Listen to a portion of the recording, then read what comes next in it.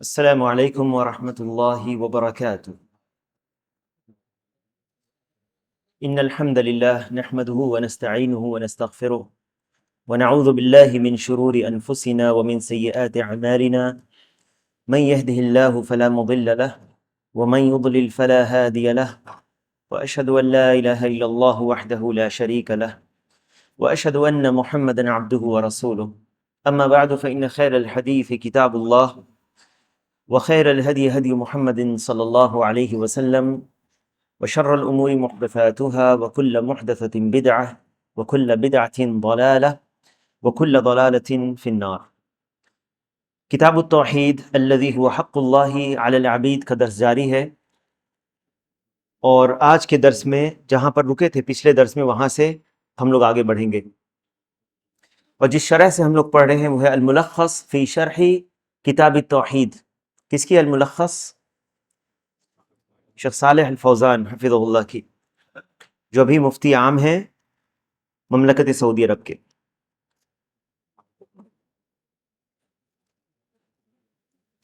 پہلا باب جو ہے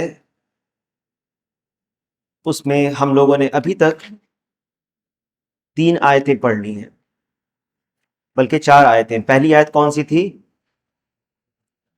وَمَا خَلَقْتُ الْجِنَّ وَالْإِنسَ إِلَّا لِيَعْبُدُونَ۔ اس کے بعد وَلَقَدْ بَعَثْنَا فِي كُلِّ أُمَّةٍ رَسُولًا أَنِ اعْبُدُوا اللَّهَ وَاجْتَنِبُوا الطَّاغُوتَ۔ اس کے بعد وَقَضَىٰ رَبُّكَ أَلَّا تَعْبُدُوا إِلَّا إِيَّاهُ وَبِالْوَالِدَيْنِ إِحْسَانًا الآیہ، اور آخری آیت جو ابھی تک پڑھی ہے وہ ہے وَاعْبُدُوا اللَّهَ وَلَا تُشْرِكُوا بِهِ شَيْئًا الآیہ، جس میں 10 احکام بیان کیے گئے۔ آج جو آیت ہے اس کے بعد والی، کہتے ہیں وَقَوْلُهُ قُلْ تَعَالَوْا أَتْلُ مَا حَرَّمَ رَبُّكُمْ عَلَيْكُمْ أَلَّا تُشْرِكُوا بِهِ شَيْئًا۔ قل، کہیے، یعنی اللہ تعالیٰ اپنے نبی صلی اللہ علیہ وسلم کو حکم دیتا ہے، کہیے لوگوں سے تعالوا، آؤ، اتل ما حرم ربکم، میں تمہیں پڑھ کر سناتا ہوں کہ تمہارے رب نے تم پر کیا حرام کیا ہے۔ ما حرم ربکم علیکم، تم پر تمہارے رب نے کیا حرام کیا ہے۔ اس میں سب سے پہلی جو چیز بیان کی گئی ہے اللہ سبحانہ و تعالیٰ نے جو بیان کیا وہ کیا ہے؟ اللہ تشرکوا بہ شیئا، کہ اللہ کے ساتھ کسی کو شریک مت کرنا، اس کے ساتھ کسی کو بھی شریک نہ کرنا۔ کیا مناسبت ہے اس باب سے؟ اس باب میں جو چیپٹر تھا وہ کیا تھا؟ کتاب التوحید سے شروع ہوا ہے، اس میں کوئی ایک خاص باب کا نام نہیں تھا، کیونکہ اس میں توحید کی اہمیت کا بیان ہوا، توحید کا حکم بیان ہوا کہ توحید واجب ہے۔ انبیاء علیہم السلام کی سب سے پہلی دعوت کیا تھی؟ وہ توحید ہے، اس کی اہمیت۔ اور جب توحید کی اہمیت بیان کی گئی، اس کا حکم بیان کیا گیا کہ توحید کا حکم واجب ہے، فرض ہے توحید کو جاننا، اس کے مطابق عمل کرنا، تو توحید کی جو ضد ہے، اپوزٹ، اس کو بیان کر دیا گیا، اور وہ ہے شرک۔ اس کے پہلے والی جو آیت تھی اس میں کیا تھا؟ دونوں تھے، وَاعْبُدُوا اللَّهَ وَلَا تُشْرِكُوا بِهِ شَيْئًا، اللہ کی عبادت کرو اور اس کے ساتھ کسی کو شریک مت کرو۔ اور اس آیت میں قُلْ تَعَالَوْا أَتْلُ مَا حَرَّمَ رَبُّكُمْ عَلَيْكُمْ، اللہ نے جو تمہارے اوپر حرام کیا ہے اور میں تم کو پڑھ کر سناتا ہوں۔ سب سے پہلی حرام کی وجہ، سب سے بڑی چیز جو حرام ہے وہ ہے شرک۔ یہ دلیل ہے اس کی۔ اگر کوئی پوچھے کہ حرام جتنی بھی چیزیں ہیں کیا ساری حرام چیزیں برابر ہیں؟ بعض چیزیں حرمت میں زیادہ سخت ہیں، اور سب سے حرام جو چیز ہے وہ کیا ہے؟ شرک ہے۔ اللہ تشرکوا بہ شیئا، کہ تم اس کے ساتھ، اللہ کے ساتھ کسی کو بھی شریک مت کرنا، اللہ کی عبادت میں کسی کو بھی شریک مت کرنا، چاہے وہ کوئی بھی ہو، چاہے وہ نبی ہو یا فرشتے ہو یا جن ہو یا انسان ہو یا پتھر ہو یا درخت ہو، کچھ بھی ہو، کسی کو بھی شریک نہیں کرنا۔ یہ کہاں سے کہا گیا کہ کسی بھی چیز کو شریک نہ کرنا؟ کیونکہ یہاں پر اللہ تشرکو بہ شیئا، یہ نکرہ ہے، نہیں کے سیاق میں نکرہ ہے تو عموم کا فائدہ دیتا ہے، یعنی کوئی بھی چیز ہو اللہ کے سوا کسی کو اللہ کا شریک مت ٹھہرانا۔ یہ جو آیت ہے شیخ کہتے ہیں اس کے بعد الآیات، اس کا معنی یہ جو آیتیں ہیں اس کے ساتھ اور بھی آیتیں ہم پڑھ کر دیکھیں گے۔ الآیات ہے، اگر صرف ہوتا الآیہ تو پوری آیت میں دلیل ہوتی ہے، لیکن الآیات یہاں پر کہا ہے۔ جانتے ہیں اس کا فائدہ کیا ہے؟ یہاں پر الآیات بیان کیا، اور میں 3 آیتیں اس سے جو جڑی ہوئی ہے اگر پڑھا جائے تو آیت شروع ہو رہی ہے اس سے،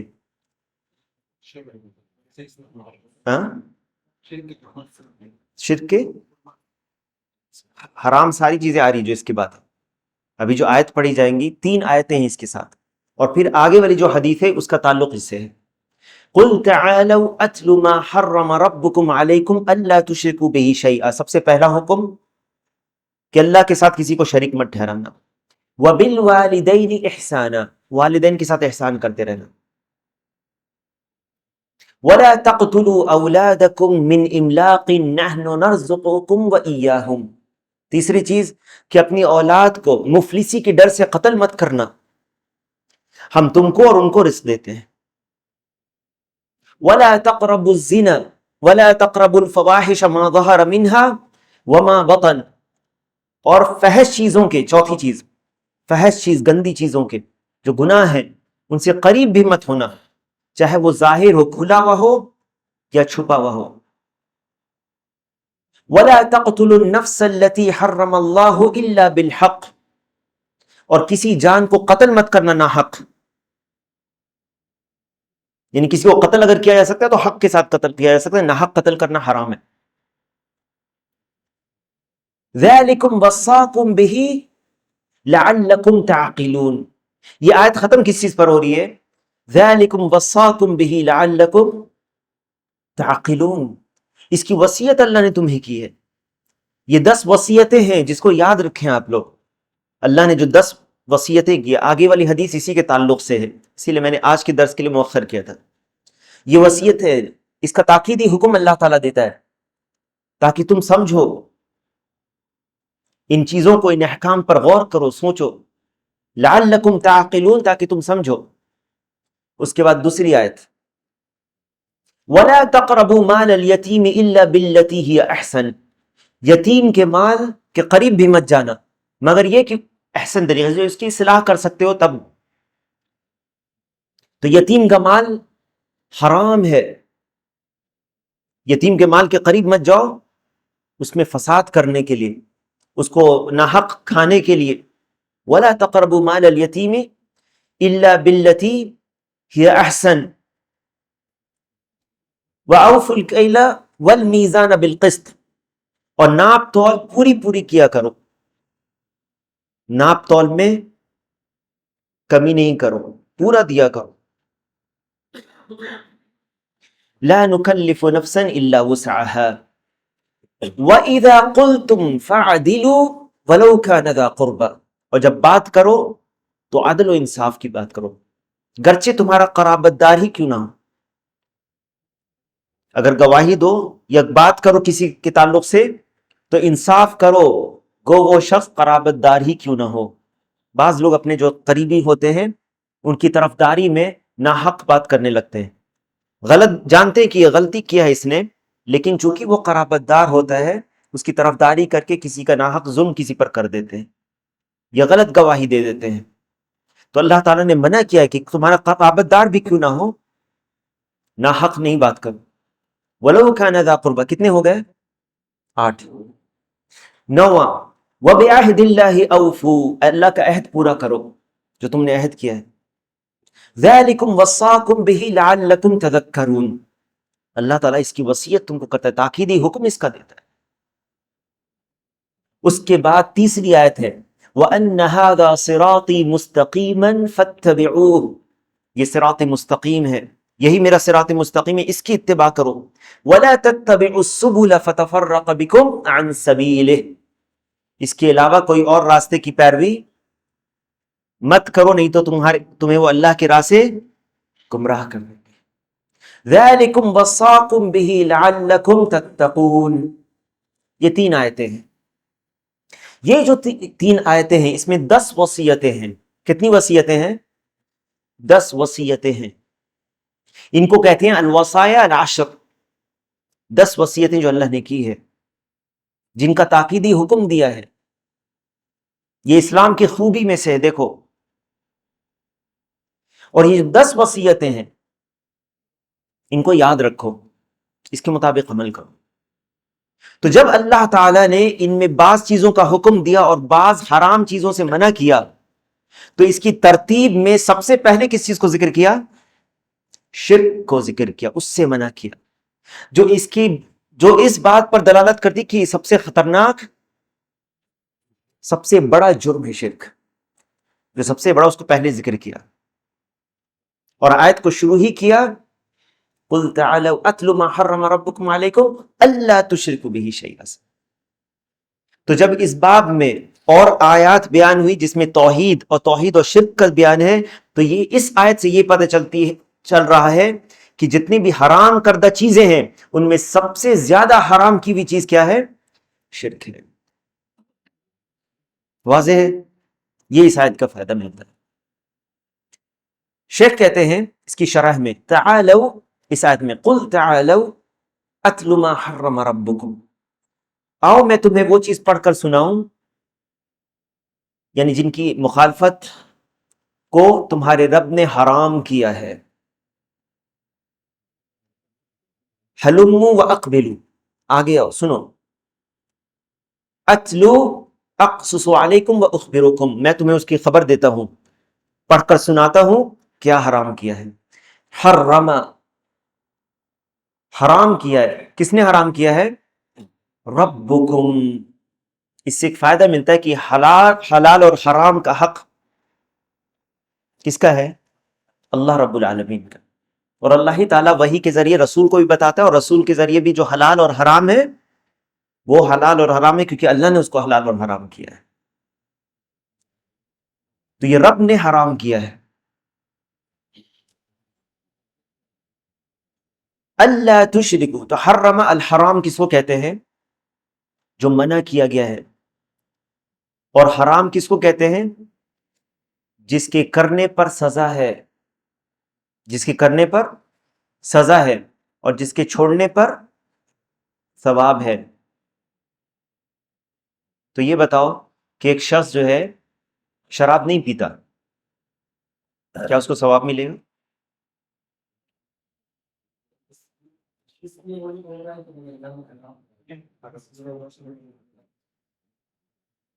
مثال کے طور پر الحمدللہ یہاں پہ جتنے لوگ ہیں ہم جانتے ہیں شراب حرام ہے، ہم نے کبھی نہیں شراب پیا، الحمدللہ۔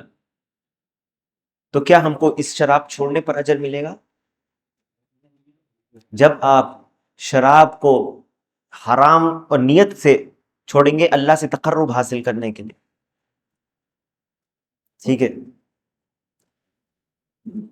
ایک شخص کو کوئی گناہ سے فطرتاً اس کو چڑ ہے، نہیں اس گناہ کو پسند نہیں کرتا، مثال کے طور پر جھوٹ بولنا، لیکن اس کو ضرورت پڑی کہیں پر جھوٹ بولنے کے اپنے فائدہ حاصل کرنے کے لیے، لیکن وہاں پر وہ جھوٹ بول سکتا تھا لیکن چھوڑا کہ اللہ نے منع کیا ہے جھوٹ بولنے سے، اجر ملے گا اس پر۔ فرق سمجھے؟ انما الاعمال بالنیات، جس کے چھوڑنے پر ثواب ملے گا اس کو۔ تو ممنوع یا حرام وہ چیز ہے جس سے منع کیا گیا ہے، ما یعاقب فاعلہ، جس کو کرنے پر سزا کا مستحق ہے، سزا کا مستحق ہے وہ شخص کرنے پر، اور جس کے چھوڑنے پر ثواب کا مستحق ہے۔ الآیات ای الی آخر الآیات الثلاث من سورۃ الانعام، جب مصنف اس طرح سے ذکر کرے، آیت تھوڑی سی بیان کر کے کہہ دیں الآیہ، تو ایک آیت پوری یہاں پر شاہد ہے، پوری آیت یہاں پر مراد ہے، لمبی آیت ہے تو اس کا ایک حصے کو بیان کر دیا، باقی پوری آیت آپ پڑھ لیں اور سمجھ لیں۔ اور آیات اگر آیا ہے تو اور بھی آیتیں اس کے ساتھ پڑھو، ٹھیک ہے۔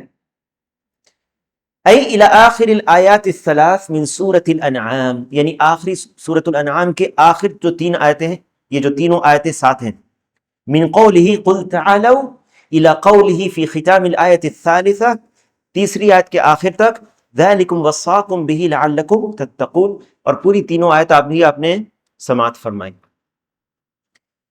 اس آیت کا اجمالی معنی کیا ہے؟ المعنى الإجمالي للآية يأمر الله نبيه صلى الله عليه وسلم أن يقول لهؤلاء المشركين الذين عبدوا غير الله، اللہ نے اپنے نبی صلی اللہ علیہ وسلم کو حکم دیا ہے کہ وہ کہیں ان مشرکین سے، ان بت پرستوں سے جو اللہ کے سوا کسی اور کی عبادت کرتے ہیں، جو غیر اللہ کی عبادت کرتے ہیں، وَحَرَّمُوا مَا رَزَقَهُمُ اللَّهُ، اور ان چیزوں کو حرام کر لیا ہے جو اللہ نے ان کے لیے رزق کے طور پر حلال کیا تھا، کیونکہ آیت کا سیاق اگر دیکھیں گے تو اس کے پہلے مشرکین نے بعض چیزوں کو اپنے اوپر حرام کر لی تھی جو حلال تھی، اور اپنی اولاد کو قتل کرتے تھے، تو یہ لیے وَقَتَلُوا أَوْلَادَهُمْ تَقَرُّبًا لِلْأَصْنَامِ، اپنے اولاد کو قتل بھی کر دیتے تھے، بلی بھی چڑھا دیتے تھے ان مورتیوں سے، بتوں سے قربت حاصل کرنے کے لیے۔ فَعَلُوا ذَلِكَ بِآرَائِهِمْ وَتَسْوِيلِ الشَّيْطَانِ لَهُمْ، اپنی رائے سے، کیونکہ ان کو ذہن میں یہ شیطان نے ان کو بتایا کہ یہ کرو، یہ بہتر ہے، اس کے لیے ان کے پاس کوئی دلیل نہیں تھی، اس لیے انہوں نے کیا، شیطان کی بات کو مانتے ہیں۔ تو اللہ تعالیٰ کہتا ہے کہ کہیے آپ، حلم اقص علیکم ما حرم خالقکم، چلو آؤ میں تم کو سناتا ہوں کہ تمہارے خالق نے جو تم کو پیدا کیا ہے اس نے تمہارے اوپر کیا حرام کیا ہے، ومالککم، اور جو تمہارا مالک ہے، کیونکہ اصل حق تو اس کا ہے کہ اس کی بات مانی جائے جس نے تم کو پیدا کیا ہے، جو تمہارا خالق ہے اور جو تمہارا مالک ہے، جس کے اختیار میں تمہاری زندگی اور موت ہے، کہ دیکھو اس نے تمہارے اوپر کیا حرام کیا، تحریما حقا لا تخرصا وظنا، حقیقت میں اس نے حرام کیا، نہ کہ صرف اٹکل کی باتیں ہیں، گمان کی باتیں، ایسا نہیں ہے، بل یوحی، بل بوحی منہ، بلکہ یہ وحی اس کی طرف سے آئی ہے، اللہ کی طرف سے یہ وحی میں ذکر ہے، وَأَمْرٍ مِّنْ عِنْدِهِ، اور اس کی طرف سے یہ حکم ہے، وَذَلِكَ فِي مَا وَصَّاكُمْ بِهِ، اور یہ جو اس نے تم کو وصیت کی ہے جس چیز کی، فِي هَذِهِ الْوَصَايَا الْعَشْرِ، ان 10 وصیتوں میں، ان 10 وصیتوں میں، الَّتِي هِيَ، اب شیخ بیان کرتے ہیں یہ وصیتیں کیا ہیں، آیتیں آپ نے سن لی، اب ذرا غور کریں اس پر۔ اولاً وصاکم الا تشرکوا به شیئا، یہ وصیت کی ہے کہ تم اس کے ساتھ کسی کو شریک نہ کرو، وہذا نہی عن الشرک عموما، اس میں ہر طرح کی شرک سے منع کیا جا رہا ہے، نہیں ہے اس میں ہر طرح کے شرک سے، فشمل کل مشرک به من انواع المعبودات من دون اللہ، جس کی بھی عبادت اللہ کے سوا ہوتی ہے سب سے منع کیا جا رہا ہے، وَكُلُّ مُشْرِكٍ فِيهِ مِنْ أَنْوَاعِ الْعِبَادَةِ، چاہے وہ کوئی بھی عبادت مشرک کرتا ہو، شرک سب سے پہلا گناہ ہے جو سب سے سنگین گناہ ہے۔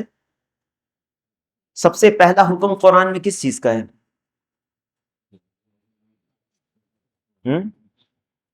سب سے پہلا حکم قرآن میں، جب آپ قرآن کو پڑھنا شروع کریں گے، سب سے پہلا حکم توحید کا ہے۔ کون سی آیت میں؟ یا ایھا الناس اعبدوا ربکم، اور سب سے پہلی نہیں، جو سب سے پہلی چیز منع کی گئی وہ کیا ہے؟ کون سی آیت میں؟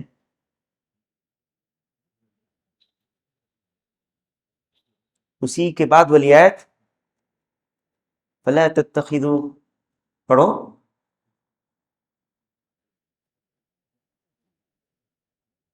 اس کی سب سے پہلی جو چیز منع کیا گیا ہے، فلا تتخذوا للہ اندادا وانتم تعلمون، اللہ کا ند برابر بھی، کسی کو ند مت بناؤ اللہ کا جبکہ تم جانتے ہیں۔ یہ ہے توحید کا مقام، اور یہ ہے شرک کی خطرناکی۔ تو یہ کیسے ممکن ہے کہ ایک مسلمان اس چیز سے غافل ہو جائے، یا کیسے یہ اس کے لائق ہے ایک مسلمان کے لیے کہ وہ توحید کو نہ جانے، اس کی تفصیل کو نہ جاننے کی کوشش کرے، جو سب سے پہلا حکم اللہ کا ہے، اور سب سے بڑا سنگین جو جرم ہے، جو زنا اور شراب نوشی، شراب پینے سے بھی زیادہ سنگین جرم ہے، اور وہ ہے شرک، اس کو نہ جانے۔ جبکہ اللہ سبحانہ و تعالیٰ نے قرآن مجید میں کئی جگہ پر اس کی تفصیل، کئی جگہ اس کو بیان کیا۔ اللہ کے نبی صلی اللہ علیہ وسلم نے اپنے احادیث میں کئی جگہ پر بیان کیا۔ کہتے ہیں ثانیاً، دوسری چیز، وصاکم ان تحسنوا بالوالدین احسانا، وصاکم ان تحسنوا بالوالدین احسانا، یہ وصیت کی ہے کہ تم اپنے والدین کے ساتھ احسان کرو، والدین ماں باپ دونوں، ببرہما وحفظہما وصیانتہما وطاعتہما فی غیر معصیت اللہ وترک الترفع علیہما۔ پچھلے درس میں یہ گزر چکا ہے۔ ماں باپ کے ساتھ اچھا نیکی کا سلوک کرنا، بر اور احسان کا معاملہ کرنا، ان کے خیال رکھنا، ان کی بات کو ماننا، اطاعت کرنا، کن چیزوں میں؟ جس میں اللہ کی نافرمانی نہیں ہو۔ اگر وہ شرک کرنے کے لیے کہیں تو ہم اس میں ان کی بات نہیں مانیں گے، باقی چیزوں میں ان کی بات مانیں گے، کیونکہ اللہ سے بڑھ کر کسی اور کا حق نہیں ہے۔ ماں باپ کا بھی حق نہیں ہے یہاں پر، اللہ کے حق سے اگر وہ بات ٹکرا جائے، جیسے کہ اللہ کے نبی صلی اللہ علیہ وسلم نے فرمایا لا طاعت لمخلوق فی معصیت الخالق، اور جیسے پچھلے درس میں گزرا ووصینا الانسان بوالدیہ حسنا، ہم نے انسان کو وصیت کی ہے ماں باپ کے ساتھ اچھا سلوک کرنے سے، اور اگر وہ تم کو شرک کرنے کے لیے کہے وَإِن جَاهَدَكَ لِتُشْرِكَ بِي مَا لَيْسَ لَكَ بِهِ عِلْمٌ فَلَا تُطِعْهُمَا، اور اگر تم کو وہ حکم دیں کہ میرے ساتھ شریک کرو تب ان کی بات مت ماننا اس میں۔ اور اسی طرح سے وَتَرْكِ التَّرَفُعَ عَلَيْهِمَا، ان کے اوپر بڑھ چڑھ جانا نہیں ہے، ان کے سامنے تو آواز بھی تیز کر کے نہیں بولنا، ان کو جھڑکنا نہیں ہے۔ کہتے ہیں ثالثاً، تیسری چیز جس کی وصیت اللہ نے کی ہے، وصاکم الا تقتلوا اولادکم من املاق، اللہ نے وصیت کی ہے کہ آپ اپنے اولاد کو مفلسی کی وجہ سے قتل نہ کریں، افلاس کی وجہ سے قتل نہ کریں۔ اے لا تعدوا بناتکم، اور اب کیا کرتے تھے جاہلیت میں؟ بیٹی ہوتی تھی تو اس کو مٹی میں ڈال کر دفن کر دیتے تھے زندہ، اور اپنے چہرے کو وہ سمجھتے تھے عار، شرم کی بات کہ کس کو منہ دکھائیں گے، یہ جاہلیت کی بات ہے۔ اس بچی کا کیا قصور ہے؟ اس بچی کا کیا قصور تھا جس کو یہ دفن کر دیتے تھے زندہ؟ وَإِذَا الْمَوْءُودَةُ سُئِلَتْ، جب زندہ درگور کی جانے والی بچی سے پوچھا جائے گا قیامت کے دن بِأَيِّ ذَنْبٍ قُتِلَتْ، کس گناہ کی وجہ سے اس کو قتل کیا گیا تھا؟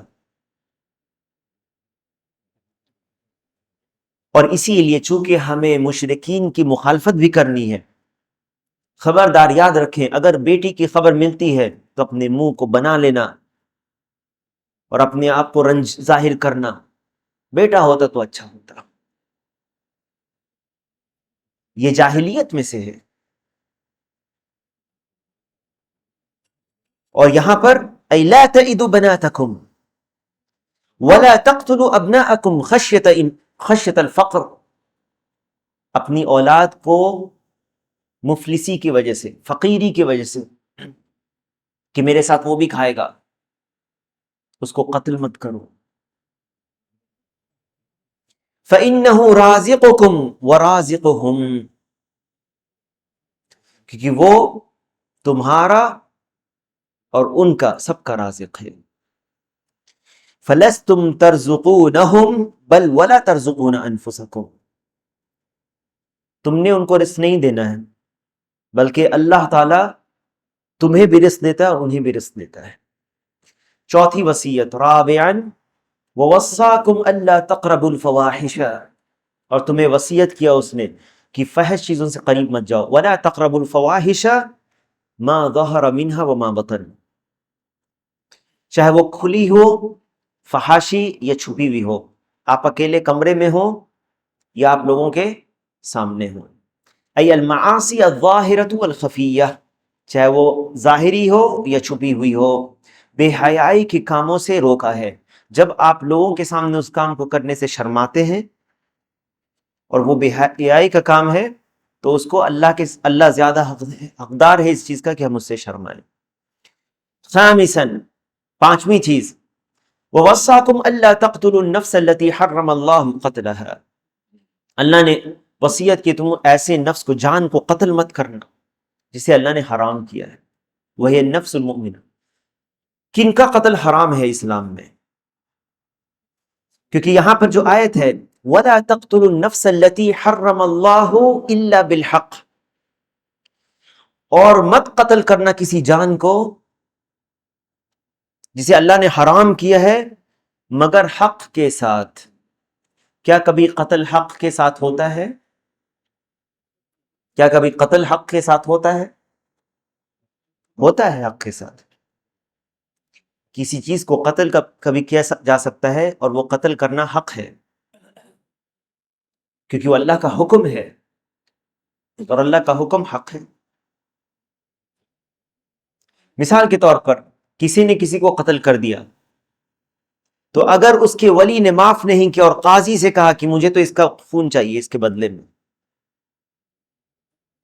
تو پھر قاضی کوئی فیصلہ کرتا ہے، وہ دیت بھی نہیں قبول کرتا، نہیں قبول کریں گے دیت، بلڈ منی، اور نہ ہی معاف کریں گے۔ میرے باپ کو یا میرے بیٹے کو یا میرے بھائی کو اس نے قتل کیا، مجھے قتل چاہیے اس پر، قاضی فیصلہ کرتا، ہم نے اس لیے کہا وقت نہیں ہے میرے پاس، قتل کرنا ہے اس کو، تو کوئی قاضی اس کی سزا کو معاف نہیں کرا سکتا۔ النفس بالنفس، یہ حق کے ساتھ قتل ہوگا۔ اسی طرح سے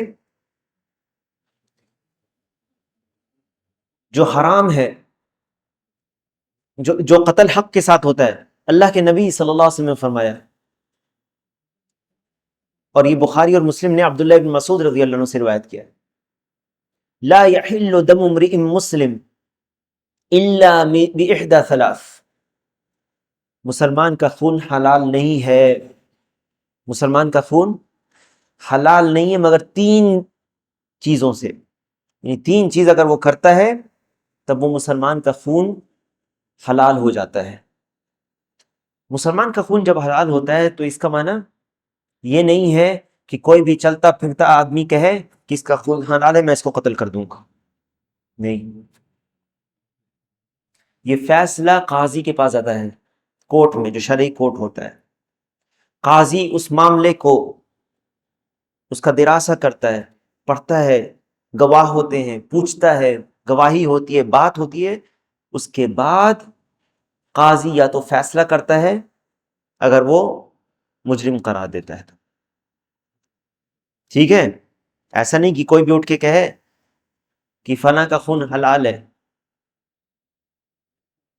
نہیں، اگر کسی نے کسی کو قتل کیا اور آپ نے دیکھا ہے اس کو قتل کرتے ہوئے اور معلوم بھی ہے، اس آدمی کو پکڑ کر آپ کہاں لے جائیں گے؟ قاضی کے پاس لے جائیں گے، آپ خود اس کو قتل نہیں کر سکتے، کیونکہ تلوار سلطان کے ہاتھ میں ہوتی ہے، حکومت کے ہاتھ میں ہوتی ہے، آپ کا حق نہیں کہ آپ اس کو قتل کر دیں، گرچہ اس نے قتل کیا، وہ مجرم ہے اور وہ قتل کیا جائے گا اگر آپ نے معاف نہیں کیا، اس کے ولی نے معاف نہیں کیا جو مقتول ہے، لیکن ہمیں اور آپ کو حق نہیں ہے، ٹھیک ہے۔ لا يحل دم امرئ مسلم الا باحدى ثلاث، تین چیزیں کیا ہے؟ النفس بالنفس، کسی نے جان کسی کی لی ہے تو اس کا حق ہے کہ اس کے عوض میں اس کی بھی جان لی جائے۔ والثیب الزانی، شادی شدہ زناکار، شادی شدہ ہے وہ زانی ہے، اعتراف کر لیتا ہے یا پکڑاتا ہے، گواہ ہے، موجود ہے، ثابت ہوتا ہے جرم، اس کو رجم کیا جائے گا یہاں تک کہ اس کی موت ہو جائے۔ والمارق من الدین التارک للجماعہ، دین سے نکل جانے والا، جماعت، مسلمانوں کی جماعت کو چھوڑ دینے والا، انہیں مرتد یعنی مرتد۔ یہ 3 ایسی حالتیں ہیں جس میں اس کو قتل کرنا حق کے ساتھ قتل کرنا ہے۔ اس کے علاوہ جو کافر کا خون ہے وہ حرام ہے، اور صرف جو حربی کافر ہیں اس کا خون جو ہے وہ حلال ہے۔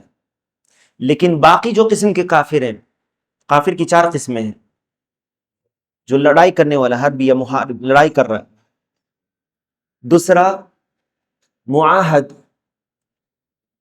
تیسرا مستأمن، اور چوتھا ذمی۔ یہ جو لڑنے والا ایکٹیو فائٹر جس کو کہتے ہیں، جو آپ کو مار رہا ہے، گھر سے نکال رہا ہے اور گھر میں گھس کر مار رہا ہے، اس کو حق ہے آپ کو کہ آپ اپنے ڈیفنس میں آپ اس کو ماریے یا اس کو قتل کریے، یا جنگ میں۔ لیکن مستأمن، معاہد اور ذمی، مستأمن کون ہے؟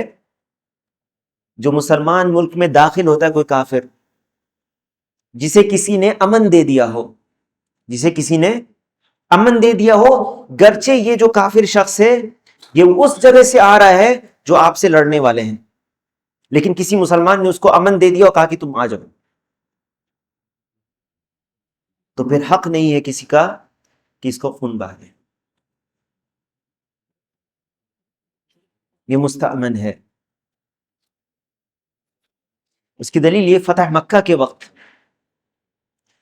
ایک مشرک یا کافر شخص وہ بھاگ کر ام ہانی کے گھر آ گیا، اور ام ہانی نے اس کو پناہ دے دی۔ علی رضی اللہ عنہ آئے کیونکہ اس کو قتل کرنا تھا اس شخص کو، لیکن انہوں نے روک دیا۔ رسول اللہ صلی اللہ علیہ وسلم کے پاس یہ معاملہ گیا، رسول اللہ صلی اللہ علیہ وسلم نے کہا اجن من اجت یا ام ہانی، یہ ہے مستأمن۔ دوسرا معاہد، جسے عہد ہوا ہے، صلح ہو چکی ہے، عہد ہو چکا ہے، اس عہد کے تحت اس کو قتل نہیں کیا جا سکتا، اس کا خون حرام ہے۔ اور تیسرا ذمی، جو جزیہ دے رہا ہے، اس کا خون اور مال حرام ہے، اور اس کی حرمت کو پامال کرنے پر بہت سزا ہے۔ سزا اس طور پر کہ اللہ تعالیٰ نے اس کے نبی صلی اللہ علیہ وسلم نے وعید سنائی ہے، من قتل معاہدا لم یرح رائحۃ الجنہ، جس نے معاہد کو قتل کیا، جو معاہد آ گیا تو ذمی بھی اس میں شامل ہے، کیونکہ ذمی بھی عہد کے ساتھ ہے، وہ جنت کی خوشبو نہیں سونگے گا۔ دیکھو انصاف اسلام کا، خوبی اسلام کی دیکھو، یہاں تک کہ اللہ تعالی نے فرمایا کہ اگر وَإِنْ أَحَدٌ مِّنَ الْمُشْرِكِينَ کیا ہے سورۃ توبہ کی آیت، فَأَجِرْهُ حَتَّى يَسْمَعَ كَلَامَ اللَّهِ، اس کو پناہ دے دو،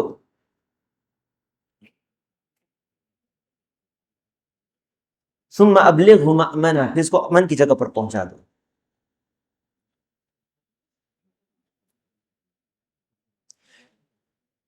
ٹھیک ہے۔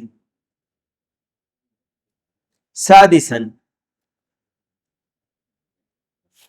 تو شیخ کہتے ہیں کہ وہ مومن نفس، والمعاہدۃ الا بالحق الذي يبيح قتلها من قصاص او زنا بعد احسان او ردۃ بعد اسلام، یا تو جو حق کے ساتھ قتل کیا جاتا ہے۔ دیکھو یہاں پر شیخ نے لکھا ہے کیا، جو اللہ نے حرام کیا جس کا قتل، وہی نفس المؤمنہ، مومن نفس، یا معاہد، یا معاہدہ، معاہدہ میں 3 آ گئے، ذمی، معاہد، مستأمن، 3 آ گئے۔ الا بالحق، حق کے ساتھ ان کو قتل کیا، انہوں نے قتل کیا تو اس کے بدلے میں قتل کیا جائے گا۔ الذي يبيح قتلها من قصاص، قصاص میں ان کو قتل کیا جائے گا، کسی نے قتل کیا تو اس کے بدلے میں قتل کرنا۔ او زنا بعد احسان، یا شادی شدہ کے بعد ہونے کے بعد زنا کیا ہو، او ردۃ بعد اسلام، یا اسلام کے بعد مرتد ہو گیا ہو۔ سادساً، 7ویں چیز، وَوَصَّاكُمْ أَلَّا تَقْرَبُوا مَالَ الْيَتِيمِ وَهُوَ الطِّفْلُ الَّذِي مَاتَ أَبُوهُ، اور اللہ نے وصیت کی ہے کہ یتیم کے مال سے قریب مت ہونا۔ اور یتیم کون ہے؟ یتیم وہ بچہ ہے جس کے والد فوت ہو چکے ہیں، جب تک وہ بالغ نہ ہو جائے وہ یتیم ہے. الا بالتي هي احسن من تصريفه بما يحفظه. ہاں اگر یتیم کے مال کو آپ اس لیے لے رہے ہیں کہ اس کی حفاظت کریں یا اس کو اچھا تصرف کریں یا اس کے حق میں آپ خرچ کریں، آپ کے پاس اتنا صلاحیت نہیں ہے، اس یتیم آپ کی کفالت میں ہے، آپ کے پاس پیسے اتنے نہیں کہ اس کے بھی خرچے کو برداشت کریں، تو اس کا جو پیسہ ہے اس میں سے جتنا معروف طریقے سے ہو سکتا ہے وہ آپ کر سکتے ہیں اس کے لیے. تو یہ ہے الا بالتی ہی احسن حتی یبلغ اشدہ، یہاں تک کہ وہ جوانی کو پہنچ جائے، یعنی بالغ ہو جائے. ای الرشد وزوال السفہ مع البلوغ، دو شرطیں ہیں اس میں، ایک تو بالغ ہو جائے اور عقل مند ہو جائے. ایسا نہیں کہ اس کو بالغ تو ہو گیا ہے لیکن اپنے پیسے کو کیسے خرچ کرنا اس کو نہیں پتا. آپ اس کو آزما لیں، یتیم اگر کفالت میں ہے آپ کے، 100 روپے دے کر اس کو آزما لیں کس طرح سے یہ 100 روپے کو خرچ کرتا ہے. جاتا ہے یہ 100 روپے لے کر 20 روپے کے کھلونے کی بندوق جو ہے وہ 100 روپے میں خرید کر لے آتا ہے. یہ تصرف صحیح نہیں اس کا، ابھی وہ اس کو پیال نہیں دیا جائے گا. جاتا ہے اور وہ ایک دن میں 100 روپے اڑا دیتا ہے دوستوں میں. تو تم اس کو دیکھو، اس کو جانچ کرو. اسی لیے اللہ تعالیٰ نے فرمایا فَإِنْ آنَسْتُم مِّنْهُمْ رُشْدًا فَادْفَعُوا إِلَيْهِمْ أَمْوَالَهُمْ. جب تم کو محسوس ہو جائے کہ ہاں اب یہ رشد، عقل اور صلاحیت، اس کی عقل آ گئی ہے، سمجھ آ گئی، سمجھدار ہو گیا، تب اس کو مال دو. کہتے ہیں سابعاً، ساتویں چیز، وَأَوْفُوا الْكَيْلَ وَالْمِيزَانَ بِالْقِسْطِ. کیل اور میزان، کیل کس کو کہتے ہیں؟ ماپ کو، اور میزان تول کو. اس کو برابر سے کرو، ناپ تول میں پوری کرو. اقیموا العدل فی الاخذ والاعطاء حسب استطاعتکم، لین دین میں صحیح معاملہ کرو. ثامنا، آٹھویں بات، وَإِذَا قُلْتُمْ فَعَدِلُوا وَلَوْ كَانَ ذَا قُرْبَى. جب بات کرو تو عدل سے بات کرو، صحیح بات کرو، گرچہ تمہارا قرابت دار ہی کیوں نہ ہو. تم دیکھتے ہو دو شخص بحث کر رہے، ایک تمہارا پڑوسی قرابت دار ہے اور ایک انجان شخص ہے، تم کو محسوس ہو گیا کہ تو میرا نزدیکی قرابت دار رشتہ دار ہے، یہ غلطی پر ہے، لیکن اس کے باوجود بھی آپ اس کی طرفداری کرتے ہیں کیونکہ یہ آپ کا کچھ لگتا ہے، اس لیے منع ہے یہ چیز. کوئی آپ کا دشمن بھی ہے اور وہ حق پر ہے دنیاوی معاملے میں، تب بھی یہاں پر تمہاری دشمنی اس چیز پر تم کو آمادہ نہ کرے کہ تم ناانصافی کرو. وَلَا يَجْرِمَنَّكُمْ شَنَآنُ قَوْمٍ عَلَىٰ أَلَّا تَعْدِلُوا اعْدِلُوا هُوَ أَقْرَبُ لِلتَّقْوَىٰ. عدل و انصاف کیا کرو، یہ تقوی سے قریب ہے، زیادہ قریب ہے. اللہ تعالیٰ نے فرمایا وَبِعَهْدِ اللَّهِ أَوْفُوا. ہاں عدل کس کو کہتے ہیں؟ امر بالعدل فی القول علی القریب والبعید، چاہے وہ نزدیک کا ہو یا دور کا ہو، عدل و انصاف کی بات کرو. اور فعل میں بھی عدل کہا ہے، کرنے معاملات کرنے میں بھی. تاسعاً، نویں بات، وَبِعَهْدِ اللَّهِ أَوْفُوا، یعنی اللہ کی جو وصیت، جو تم کو وصیت کرتا ہے اللہ تعالیٰ، یا تم جو عہد کرتے ہو اس کو پورا کرو. انقادوا لذلك بأن تطيعوه فيما أمر به، اس چیز کو تم پورا کرو کہ جس چیز کا اللہ نے حکم دیا ہے اس کو تم پورا کرتے ہو، اور جن چیزوں سے منع کیا اس سے تم رک جاتے ہو. وَنَهَى عَنْهُ وَتَعْمَلُوا بِكِتَابِهِ وَسُنَّةِ نَبِيِّهِ، پورا دین اس میں آ گیا، ہر وہ چیز کہ اللہ کا حکم اور رسول کے حکم کے مطابق عمل کرو، اس کے عہد کو پورا کرو. عاشراً، 10ویں بات، وَأَنَّ هَذَا صِرَاطِي مُسْتَقِيمًا فَاتَّبِعُوهُ، اور یہ میرا صراط مستقیم ہے، اس کی اتباع کرو. ای الذی اوصیتکم بہ فی ہاتین الآیتین من ترک المنہیات، ان دو آیتوں میں جو ہے بری چیزوں سے یا منع کی ہوئی چیزوں سے رکنے کا حکم، جس میں سب سے بڑا وَأَعْظَمُهَا الشرک، سب سے بڑا شرک ہے، اس سے رک جاؤ. وفعل الواجبات، اور واجب چیز کا جو اللہ نے حکم دیا ہے، جسے حکم دیا ہے کرنے کا، اس پر تم اس کو مانو. وَأَعْظَمُهَا التوحید، سب سے بڑی چیز کیا ہے جس کا حکم دیا ہے؟ توحید ہے. وَهُوَ الصِّرَاطُ الْمُسْتَقِيمِ، یہی صراط المستقیم ہے. توحید پر ہونا یہ سب سے اہم چیز ہے صراط مستقیم پر ہونے کے لیے.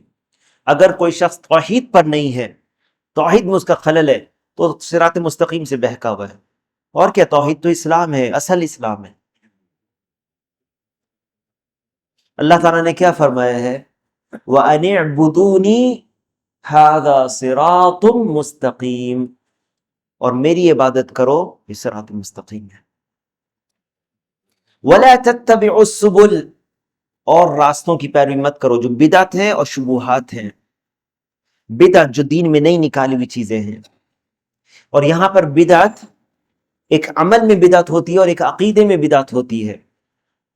ایک بدعت عقیدے میں ہوتی ہے، ویسا عقیدہ رکھنا جو نبی صلی اللہ علیہ وسلم صحابہ کا نہیں ہے. یہ بدعت عقدی بدعت ہے، عقیدے میں بدعت ہے. اور عملی بدعت جس پر نبی صلی اللہ علیہ وسلم صحابہ کا عمل نہیں ہے. تو جو عمل نہیں ہے اس سے بھی زیادہ خطرناک وہ بدعتیں ہیں جو عقیدے کی بدعتیں ہیں. کیونکہ ایک عقیدے کی جو بدعت ہے اس کی وجہ سے فرقہ بندی ہوتی ہے اور نئے نئے گروہ نکلے. اور اللہ نے منع کیا ہے کہ اور راستوں کی پیروی کرنا. یہ راستے کب نکلے؟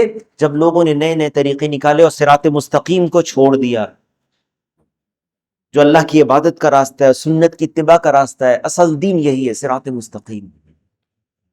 فَتَفَرَّقَ بِكُمْ عَنْ سَبِيلِهِ، تم کو یہ مائل کر دیں گی، ہٹا دیں گی صحیح راستے سے، اللہ کے دین سے. تَمِيلُ وَتَشْتَتُ بِكُمْ دِينَهُ، اللہ نے اس کی وصیت کی ہے. اب اس آیت کی مناسبت کیا ہے اس باب سے؟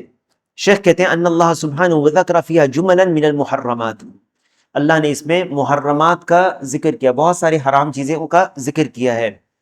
ابتدأها بالنہی عن الشرک، سب سے پہلے شروع کس سے کیا؟ شرک سے منع کر کے کیا ہے. والنہی عنہ یستدعی الامر بالتوحید والاقتداء، جب منع کیا ہے شرک سے تو اس کی جو ضد ہے اس کا حکم دیا ہے، یعنی توحید، اس کے تقاضوں کو پورا کرنا، یہ اس میں شامل ہے. فدل ذلك على ان التوحید اوجب الواجبات، جب سب سے بڑی چیز جسے حرام کیا اور منع کیا وہ شرک ہے، تو سب سے بڑی نیکی اور واجب کیا ہے؟ اس شرک کی ضد توحید. تو مناسبت سمجھ میں آ رہی ہے باب کی؟ یہ کیا پتہ چلتا ہے اس سے؟ توحید کی اہمیت اور شرک کی قباحت اور حرمت. وَأَنَّ الشِّرْكَ أَعْظَمُ الْمُحَرَّمَاتِ، کیونکہ اللہ تعالیٰ نے اس کو سب سے پہلے ذکر کیا، سب سے بڑا حرام چیز شرک ہے. مَا يُسْتَفَادُ مِنَ الْآيَاتِ، ان آیتوں سے کیا فائدہ ملتا ہے؟ اب شیخ اس کو بیان کرتے ہیں. پہلی چیز کہتے ہیں ان الشرک اعظم المحرمات، سب سے بڑا حرام چیز کیا ہے؟ شرک. کیا دلیل ہے؟ یہی آیت ہے. قل تعالوا اتل ما حرم ربکم علیکم الا تشرکوا به شیئا. وجہ دلالہ کیا ہے؟ کیسے ہم نے دلیل لی اس سے؟ کہ اللہ نے جب بیان کیا کہ میں بتاتا ہوں، اپنے نبی کو حکم دیا کہ آؤ میں تم کو سناتا ہوں ان چیزوں کو جو اللہ نے حرام کیا ہے. سب سے پہلے جس چیز سے شروع کیا وہ شرک ہے. شرک سے حرام، شرک حرام ہے سب سے پہلے، جو اس کی اہمیت کو بتاتا ہے کہ شرک سب سے بڑے محرمات میں سے ہے. اور جب شرک سب سے بڑے محرمات میں سے ہے تو شرک کی جو ضد ہے توحید، وہ اعظم الواجبات ہے، سب سے اہم واجب چیز ہے. واضح ہے؟ وَأَنَّ التَّوْحِيدَ أَوْجَبُ الْوَاجِبَاتِ. دوسرا مسئلہ جو فائدہ دوسرا ہے، عِظَمُ حَقِّ الْوَالِدَيْنِ، والدین کا حق. کیونکہ اللہ تعالیٰ نے اپنے حق کے بعد جب شرک سے منع کیا تو والدین کا حق اللہ کے حق کے بعد ہے، اور یہ پچھلے درس میں بھی گزر چکا ہے. تیسرا، تحریم قتل النفس بغیر حق، کسی نفس کو، کسی جان کو بغیر حق کے قتل کرنا حرام ہے. لا سیما اذا كان المقتول من ذوی القربى، خاص کر جو آپ کے قرابت دار ہیں ان کو قتل کرنا یہ زیادہ خطرناک ہے، زیادہ بڑا جرم ہے۔ جب اللہ نے حرام کیا ہے قتل کسی کا بغیر حق کے، تو ایک انجان کو قتل کرنا اور ایک قرابت دار کو جو آپ کا رشتہ دار ہے اس کو قتل کرنا، دونوں میں سے زیادہ سنگین کون ہے؟ یا دونوں برابر ہے؟ قریب والے کو۔ کیوں؟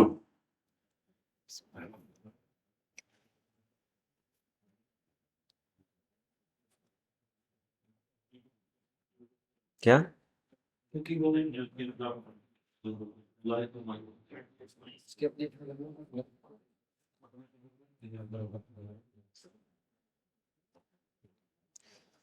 پچھلے درس کی کچھ آیت یاد ہے؟ وَاعْبُدُوا اللَّهَ وَلَا تُشْرِكُوا بِهِ شَيْئًا، سب سے پہلے اللہ تعالیٰ نے اپنی عبادت کا حکم دیا اور شرک سے منع کیا۔ وَبِالْوَالِدَيْنِ إِحْسَانًا، دوسرے نمبر پر احسان کرنے کا اللہ کس کے لیے حکم دیا ہے؟ والدین کی۔ وَبِذِي الْقُرْبَى، تیسرے نمبر پر بِذِي الْقُرْبَى، اس کے بعد وَالْيَتَامَى وَالْمَسَاكِينَ، اور پھر باقی۔ تو یہاں پر والدین کے بعد قرابت دار۔ تو ایک مسلمان کا حق دوسرے مسلمان پر ضرور ہے، جس طرح ایک مسلمان کا حق دوسرے مسلمان پر ہے، اسی طرح سے جو مسلمان آپ کے قرابت دار ہیں ان کا حق دوسرے مسلمانوں سے زیادہ بنتا ہے، اور آپ کے قرابت داروں میں آپ کے والدین کا حق ان سے زیادہ بنتا ہے۔ تو جو جتنا زیادہ حق رکھتا ہے اس کی حرمت کو پامال کرنا اتنا بڑا گناہ ہوگا کہ نہیں ہوگا؟ اور اسی لیے تمام رشتہ داروں میں سب سے بڑا جرم قتل کرنے کا والدین کو قتل کرنا ہے، والعیاذ باللہ۔ سمجھ میں آ رہی ہے بات؟ اور ایسے بدبخت بھی ہوئے جو گمراہوں کی گمراہی میں آ کر، خوارج کے جو بہکاوے میں آ کر یہاں تک کہ اپنے والدین کو بھی قتل کر دیا، دین سمجھ کر۔ لا حول ولا قوت الا باللہ۔ یہ ہے جو بدعت کے اثرات ہیں، بدعت کی جو، اور یہ کوئی واقعہ ایسا خیالی نہیں ہے۔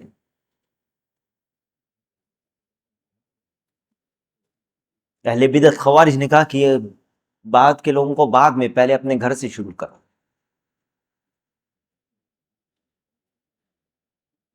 یہ اس طرح کی جو بدعت ہے یہ قباحت اور اس کی وہ انجام ہوتا ہے، انسان کو اندھا کر دیتی ہے۔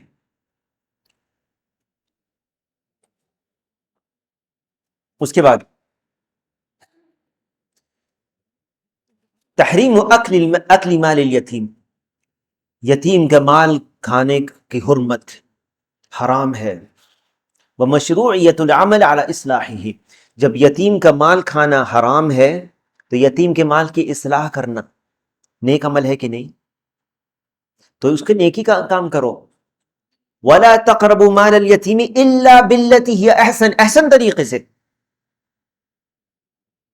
کوئی یہ نہ کہے کہ کوئی یتیم ہے بھائی ہم اس کے مال کو نہیں چھوئیں گے، اصلاح کی نیت، اصلاح کرنے کے لیے، اور تمہارا رب تمہاری نیت کو زیادہ جانتا ہے۔ اگر اس کا مال ضائع ہو جاتا ہے اسی طرح سے تو اس کی اصلاح کے لیے اس کے مال کی حفاظت کرو۔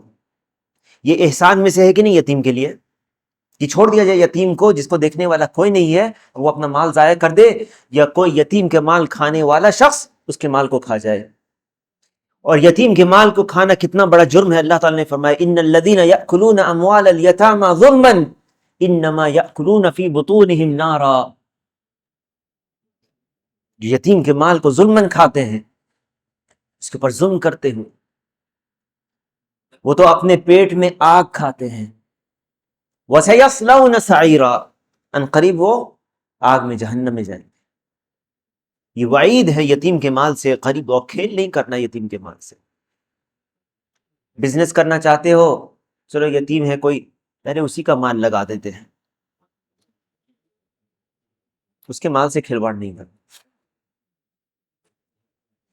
چیز وجوب العدل فی الاقوال والافعال علی القریب والبعید، عدل کرو کہنے میں بھی اور کرنے میں بھی، چاہے وہ قرابت دار ہی کیوں نہ ہو یا دور کا ہو۔ وجوب الوفا بالعہد، اپنے عہد کو پورا کرو، اس میں وفاداری کرو۔ وجوب اتباع دین الاسلام و ترک ما عداہ، اللہ نے حکم کیا وَأَنَّ هَذَا صِرَاطِي مُسْتَقِيمًا فَاتَّبِعُوهُ، اس کی اتباع کرو، پیروی کرو صراط مستقیم کی۔ آپ کو ضروری ہے کہ صراط مستقیم کو جانے کہ وہ کیا ہے، تاکہ تبھی نا آپ اس کی پیروی کریں گے۔ یہ کیسے ممکن ہے کہ اللہ نے آپ کو حکم دیا ہے، اللہ کے رسول آگے آئے گا بیان، اللہ کے رسول صلی اللہ علیہ وسلم نے ایک راستے، ایک نشان کھینچا اور دائیں بائیں لکیریں کھینچی اور بیچ والے راستے پر ہاتھ رکھا، کہا وَأَنَّ هَذَا صِرَاطِي مُسْتَقِيمًا فَاتَّبِعُوهُ۔ جب اللہ نے حکم دیا، اس کے رسول نے حکم دیا صراط مستقیم کی اتباع کا، تو یہ ممکن نہیں ہے کہ اللہ کسی چیز کا حکم دے اور اس کو بیان نہ کرے۔ کیا یہ ممکن ہے کہ اللہ تعالیٰ کسی چیز کا حکم دے اور اسے بیان نہ کرے؟ نہیں، اللہ نے بیان کیا، اس کے رسول نے بیان کر دیا ہے، اللہ نے حکم دیا ہے اور بیان بھی کر دیا ہے۔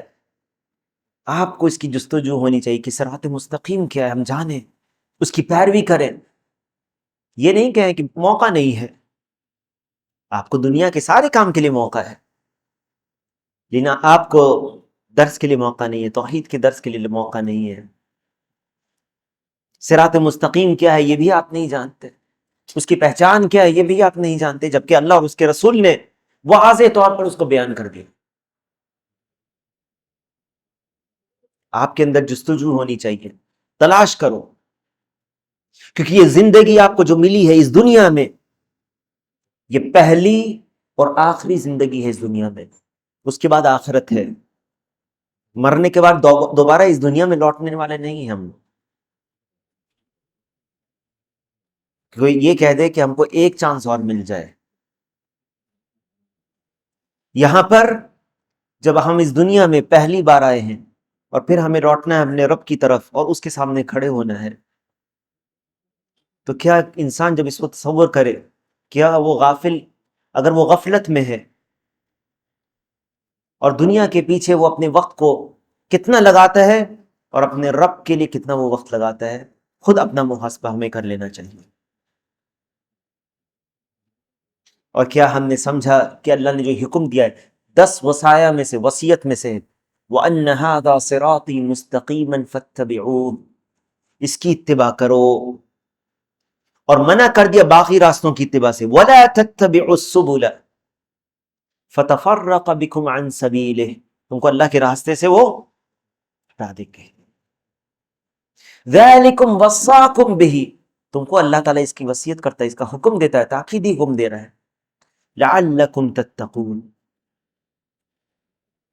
تو اس میں واجب ہے، شیخ کہتے ہیں اس کا فائدہ وجوب اتباع دین الاسلام، کیونکہ صراط مستقیم ہی اسلام ہے، یہی قرآن کا راستہ ہے، یہی سنت کا راستہ ہے، یہی صحابہ کا راستہ ہے، اور یہی صراط مستقیم اللہ کا راستہ ہے جو جنت کی طرف جاتا ہے۔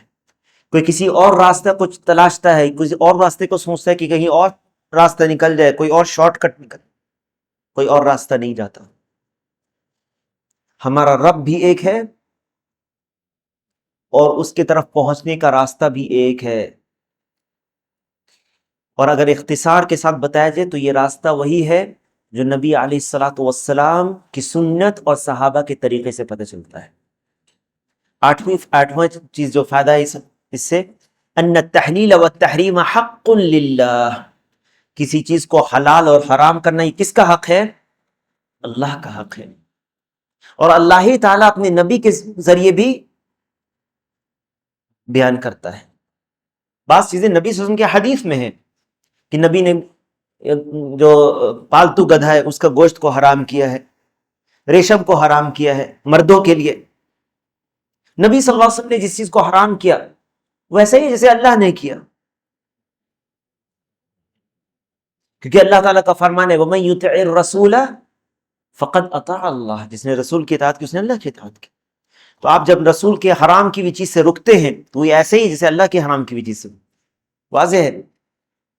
تو اصل حق کس کا حلال اور حرام کرنے کا؟ اللہ عز و جل کا۔ اس آیت سے کیسے پتہ چلتا ہے؟ شاہد کیا ہے؟ قُلْ تَعَالَوْا اتل ما حرم ربکم، تمہارے رب نے کیا حرام کیا، میں پڑھ کر سناتا ہوں۔ چلو اگلی حدیث، بلکہ یہ اثر ہے عبداللہ ابن مسعود رضی اللہ عنہ کا۔ قال ابن مسعود رضی اللہ عنہ کہتے ہیں، من اراد ان ينظر الى وصیت محمد صلی اللہ علیہ وسلم التي علیہ خاتمہ فلیقرأ قوله تعالی قل تعالوا اتل ما حرم ربكم علیکم الى قوله تعالی وان هذا صراطی مستقیما فاتبعوه الآیہ۔ یہاں پر ابن مسعود رضی اللہ عنہ کہتے ہیں اس سے فائدہ کیا ملتا ہے کہ دیکھو قرآن کی آیات کو بیان کرنے کے بعد ابھی تک کتنی آیتیں ہم لوگوں نے پڑھی اس باب میں؟ کتنی آیتیں پڑھی ہم لوگوں نے؟ 5 آیات پڑھی ہیں۔ 5 آیتوں کے بعد 5 آیتیں ہیں،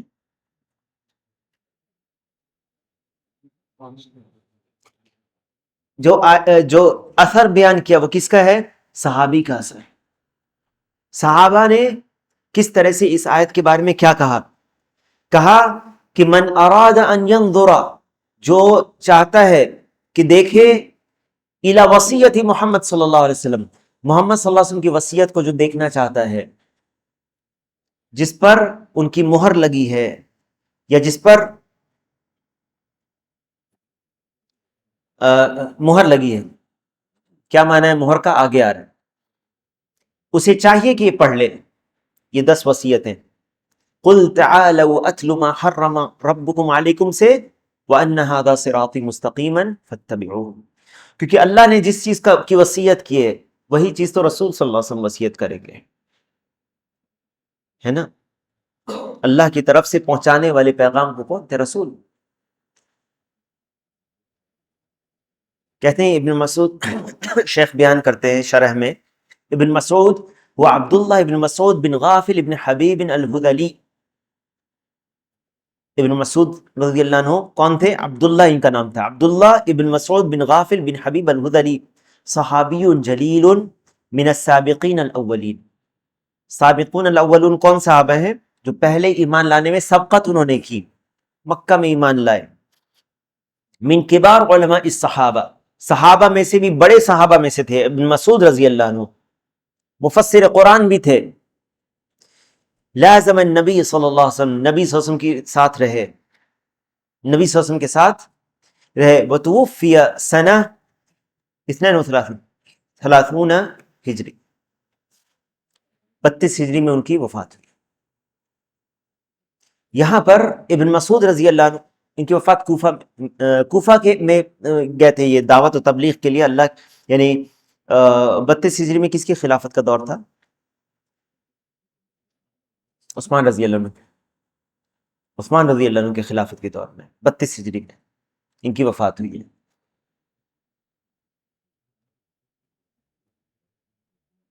وصیہ ہی الامر المؤکد المقرر، جو حکم ہوتا ہے تاکیدی حکم جو دیا جاتا ہے اس کو وصیہ کہتے ہیں۔ وصیت کی تاکیدی حکم ہے، اس چیز کو لازم پکڑو، اس کو کرنا ہے۔ تو اللہ تعالیٰ نے جو تینوں آیتوں کو ختم کیا کس چیز پر کیا ہے؟ ذالکم وصاکم بہ، اسی کی وصیت اللہ تعالیٰ تاکیدی حکم تم کو دیتا ہے۔ خاتمہ، خاتم کس کو کہتے ہیں؟ الخاتم بفتح التاء وکسرھا، یعنی خاتم بھی بول سکتے ہیں اور خاتم بھی بولتے ہیں۔ حلقۃ ذات فص من غیرھا، انگوٹھی میں جو جڑا ہوا نگ ہوتا ہے وہ خاتم، یہ خاتم ہے۔ اور خاتم یعنی کبھی اس پہ نبی صلی اللہ علیہ وسلم کا جو خاتم تھا اس پہ لکھا ہوا تھا محمد رسول، جسے آپ مہر لگاتے تھے۔ یہاں پر وختمت علی الکتاب بمعنی طبعت، یعنی میں نے اس پر مہر لگا دی۔ یعنی خاتم کا کیا معنی؟ جس پر خاتم ان کی مہر لگی ہے نبی صلی اللہ علیہ وسلم کی۔ صاحب التحفہ عبد الرحمن مبارک پوری رحمہ اللہ کہتے ہیں کہ اس حدیث کے تعلق سے علیہ خاتمہ، اس کا معنی یہ ہے کہ یہ آیات جو تھیں وہ محکم آیات تھیں، منسوخ نہیں ہوئی، یہ محکم آیات ہیں، اللہ نے اس کا حکم دیا ہے اور یہ نبی صلی اللہ علیہ وسلم کی اس پر مہر لگی ہوئی ہے، یہی تمہارے لیے وصیت ہے، یہ اللہ اور رسول کی وصیت ہے، سمجھو اس طرح سے۔ واضح ہے؟ المعنى الاجمالی للاثر، یہ اثر کا معنی کیا ہے؟ اجمالی اثر معنی، یذکر ابن مسعود رضی اللہ عنہ ان رسول اللہ صلی اللہ علیہ وسلم لو وصى لم يوصي الا بما وصى به اللہ تعالی، اگر اللہ تعالی رسول صلی اللہ علیہ وسلم کسی چیز کی وصیت کرتے تو وہی وصیت کرتے جو اللہ نے وصیت کی. فإن اللہ قد وصى بما في هذه الآیات، اللہ نے وصیت کی جو ان آیات میں ہے. لأنه سبحانه قد ختم كل آية منها بقوله ذلكم وصاكم به، کہ اللہ تعالیٰ ختم کرتا ہے ہر آیت کو جو تینوں آیت بیان ہوئی، ذلكم وصاكم به، اللہ تعالیٰ اس کی وصیت کرتا ہے، اس کا تاکیدی حکم تم کو دیتا ہے. وإنما قال ابن مسعود ذلك لما قال ابن عباس رضی اللہ عنہما، نبی صلی اللہ علیہ وسلم کے آخری وقت میں جب آپ بیمار پڑے تو آپ نے خواہش ظاہر کی کہ میں لکھ کر دے دوں، میں لکھواؤں کچھ وصیت. تو اس پر بعض صحابہ نے کہا کہ نبی صلی اللہ علیہ وسلم کو تکلیف میں ہے، اور یہ جو اس طرح کی جو احادیث ہیں، یہ اس طرح کے لوگ غلط معنی کو بیان کر کے صحابہ کے تعلق سے شک و شبہ میں لوگوں کو ڈالتے ہیں. بعض صحابہ نے یہ کہا کہ ہمیں ضرورت نہیں، کیونکہ نبی صلی اللہ علیہ وسلم وہی وصیت کریں گے، نبی صلی اللہ علیہ وسلم جو اللہ نے وصیت کیا، اور نبی صلی اللہ علیہ وسلم کے لیے یہ مشقت نہ ہو. بعض صحابہ نے کہا کہ نبی صلی اللہ علیہ وسلم نے کہا ہے وصیت کے لیے تو ہم دیں گے وصیت کرنے کے لیے. تو اسی لیے ابن مسعود رضی اللہ عنہ کیا کہتے ہیں، جب عبداللہ ابن عباس رضی اللہ عنہ نے کہا ان رضیۃ کل رضیہ ما حال بیننا وبین ان یکتب لنا رسول اللہ صلی اللہ علیہ وسلم وصیتہ، مصیبت سب سے بڑی یہ تھی کہ لوگوں نے اختلاف اور شور کر کے آپ صلی اللہ علیہ وسلم کو وہ ہدایت نہیں لکھنے دی. بعض صحابہ نے یہ سوچا کہ نبی صلی اللہ علیہ وسلم کو جو تکلیف ہے اس میں آپ لکھیں گے وصیت، اور آپ تو وہی وصیت کریں گے جو اللہ نے کی. اور بعض نے یہ کہا کہ نہیں ہم لکھنے دیں گے. تو اس میں جو کچھ اختلاف ہوا وہ اپنی جگہ تھا. تو ابن مسعود رضی اللہ عنہ کیا کہتے ہیں، فذکرہم ابن مسعود رضی اللہ عنہ، دیکھو ابن مسعود رضی اللہ عنہ نے انہیں یاد دلائی اس بات کا، ان عندہم من القرآن ما یکفیہم، کہ اللہ کے نبی صلی اللہ علیہ وسلم تو اپنے جی سے اپنے طور سے کچھ بولیں گے نہیں اس میں، بلکہ وصیت وہی کہیں گے جو اللہ نے کی ہے. تو قرآن ہمارے پاس ہے جو کافی ہے. فإن النبي صلی اللہ علیہ وسلم لو وصى لم يوصي الا بما في کتاب اللہ، کیونکہ رسول اللہ صلی اللہ علیہ وسلم اگر وصیت کریں گے بھی تو اسی چیز کی کریں گے جو اللہ نے اپنی کتاب میں کی ہے. اس اثر کی مناسبت کیا ہے اس باب سے؟ کہتے ہیں بیان ان ما ذکر فی هذه الآیات کما هو وصیۃ اللہ فهو وصیۃ رسولہ صلی اللہ علیہ وسلم، جیسے کہ اس آیت میں بیان ہے، اس اثر میں بیان ہے کہ جیسے اللہ نے وصیت کی وہی رسول اللہ صلی اللہ علیہ وسلم کی وصیت ہے. تو یاد رکھیں اگر ہمیں رسول اللہ صلی اللہ علیہ وسلم کی وصیت پر عمل کرنا ہے تو یہ اللہ نے جو فرمایا وہی آپ کی وصیت ہے، جیسے کہ ابن مسعود رضی اللہ عنہ نے کہا ہے. لأن الرسول صلی اللہ علیہ وسلم یوصی بما اوصى اللہ به، کیونکہ اللہ کے رسول صلی اللہ علیہ وسلم اسی چیز کی وصیت کریں گے جس کی اللہ نے وصیت کی ہے. اب اس اثر سے یا ابن مسعود رضی اللہ عنہ کی اس قول سے کیا فائدہ ملتا ہے، غور کریں ذرا. کہتے ہیں اہمیت هذه الوصايا العشر، ان 10 وصیتوں کی اہمیت. اس آیت کو 3 آیتیں ہیں، آپ میں سے جو یاد کرنا چاہتا ہے وہ کر لے. اور میں ایک بات اور کہوں گا کتاب التوحید کی مناسبت سے، یہ کتاب بہت اہم ہے اور اس کی ضرورت ہم لوگوں کو ہے پڑھنے کی، ہم سب کو پڑھنے کی اور سمجھنے کی. ایک ایک باب کو یہ جو فوائد ہیں اس کو سمجھنے کی ضرورت ہے. اور کتنا اچھا ہو اگر ہم جب ابھی شروع ہی ہے، ابھی پہلا باب آج ختم ہو جائے گا انشاءاللہ، اور دیکھیں صرف آیات اور احادیث ہے یا صحابہ کا قول ہے نا، کتنا مشکل ہے، بہت لمبا بھی نہیں ہے. اگر آپ سے ہو سکے آیات کو یاد کر لیں، آپ کو 1 ہفتہ ملتا ہے، 3 یا 4 آیتیں یا 2 آیتیں ہوتی ہے، 3 آیتیں ہوتی ہیں نا، 1 ہفتہ 3 آیت کے لیے کافی ہے.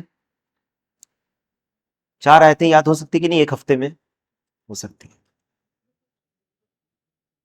چلے 3 آیت آج ہم لوگوں نے پڑھا. عبداللہ ابن مسعود رضی اللہ عنہ کا ایک اثر ہے اور ایک حدیث ہے، یاد کر سکتے ہیں 1 ہفتے میں کر سکتے ہیں. اس کا فائدہ کیا ہوگا؟ ایک تو فائدہ یہ ہوگا کہ یاد جب کر لیں گے اس کے معنی پر غور کریں گے، اور اگر ہو سکے تو معنی ترجمہ کے ساتھ یاد کرنا، اس کا اثر آپ کے اوپر پڑے گا۔ اور جب اس کتاب کو ہم لوگ ختم کریں گے تو آپ کو پوری کتاب التوحید یاد ہو جائے گی انشاءاللہ، ہے نا؟ اور آپ کے پاس تقریباً 300 سے زیادہ آیات اور حدیث آپ کے سینے میں محفوظ ہو جائے گی۔ اس کتاب میں دو حصہ میں نے شروع میں بتایا تھا آپ کو، میرے پاس صرف ایک متن ہے جس میں شیخ السعدی کا، عبدالرحمن بن ناصر السعدی کا تھوڑی سی تعلیق ہے۔ اس میں اگر آپ غور کریں تو ہر باب میں آیت ہے یا حدیث ہے اور نیچے فیہ مسائل ہے۔ میں نے بتایا تھا کہ اصل کتاب یہ ہے، فیہ مسائل بعد میں اس میں جوڑا گیا، شیخ محمد بن عبد الوہاب رحمہ اللہ کے قول ہے یا ان کے دروس سے لیا، ان کے فوائد جو بیان کیے گئے، یہ چھوڑ بھی دیں اگر آپ فیہ مسائل، تو اصل کتاب آپ کو یاد کرنے میں کتنا مشکل ہوگا۔ آیات اور احادیث ہیں، تو آج سے اگر ہم لوگ کوشش کریں تو ہو سکتا ہے کہ نہیں، انشاءاللہ۔ اگلا درس انشاءاللہ ہوگا کیونکہ تیسرا ہے اس مہینے کا، اور اس کے بعد نہیں ہوگا، یعنی چوتھا جو ہے درس، چوتھا اگر اتوار پڑتا ہے یا پانچواں اتوار پڑتا ہے تو نہیں ہوگا، لیکن چوتھا اتوار جو پڑے گا تو جو 3 دروس یا 4 دروس ہوئے ہیں اس کے تعلق سے سوال جائے گا آپ کو، اور اگر کوئی گروپ میں نہیں ہے تو یہ ایڈمن سے کہیں، آپ ایڈ کر دیں گے درس کے بعد انشاءاللہ گروپ میں، تاکہ وہ سوال کا جواب آپ دے سکیں، اور اسی میں آپ کی حاضری بھی بنے گی۔ حاضری اگر آپ حاضر نہ ہو کر آن لائن بھی سنتے ہیں، لیکن مکمل درس اگر آپ سن لیتے ہیں اور پھر آپ جواب دیتے ہیں، آپ دیکھیں گے آپ کے اندر جو فوائد آپ محسوس کریں گے انشاءاللہ۔ کہتے ہیں کہ اس میں کیا فائدہ ہے، ابن مسعود رضی اللہ عنہ کی جو اثر ہے، اہمیت هذه الوصايا العشر، 10 جو وصیتیں ہیں اس کی اہمیت۔ دوسرا، ان الرسول صلی اللہ علیہ وسلم یوصی بما اوصى به اللہ، رسول اللہ صلی اللہ علیہ وسلم نے اسی چیز کی وصیت کی جس کی وصیت اللہ نے کی، ٹھیک ہے؟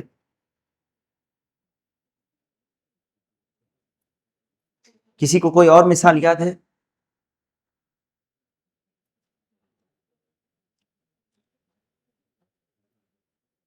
اور کوئی وصیت یاد ہے اس طرح کی جو اللہ نے بھی بیان کی ہے اور رسول اللہ صلی اللہ علیہ وسلم؟ کون سی؟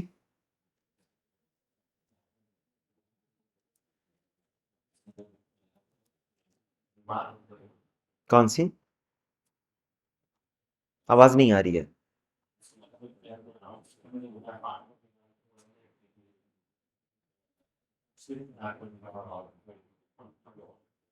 نہیں، شرک کا آ گیا، یہ اسی میں ہے وہ وصیت۔ کسی کو یاد ہے؟ اگلے درس میں سنیں گے، ٹھیک ہے؟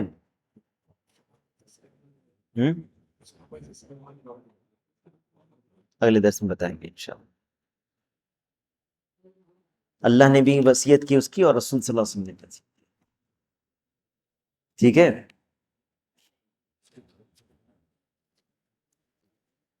حدیث میں تو بالکل واضح ہے، بالکل واضح ہے، آئے گا انشاءاللہ۔ تیسرا فائدہ، عمق علم الصحابہ، صحابہ کے علم کی گہرائی، ودقت فہمہم لکتاب اللہ، دیکھو کیسی ان کا فہم تھا کہ اللہ نے یہ آیت کو بیان کی ہے، اور وہ حاضر ذہن تھے اس تعلق سے، انہوں نے کہا کہ اللہ نے جو بیان کیا وہی تو رسول کی وصیت ہے یا نہیں؟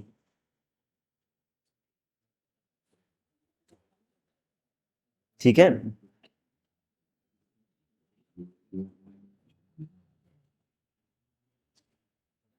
جو وصیت اللہ اور رسول نے کی ہے، قرآن میں بھی وہ ہے اور سنت میں بھی ہے۔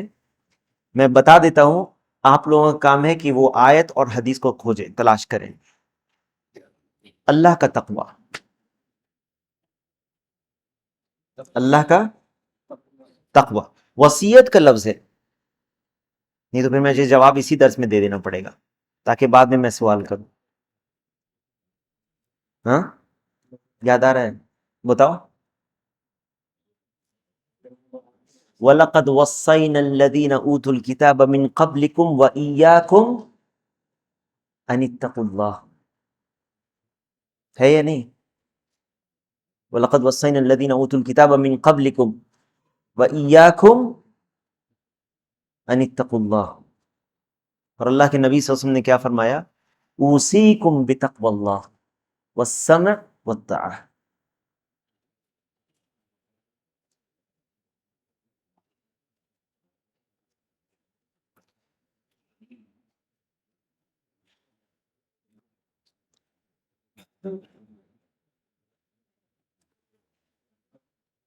اب اس باب کی آخری جو حدیث ہے، اس باب میں صرف ایک حدیث بیان کی، کیونکہ عبداللہ بن مسعود رضی اللہ عنہ کا یہ اثر ہے،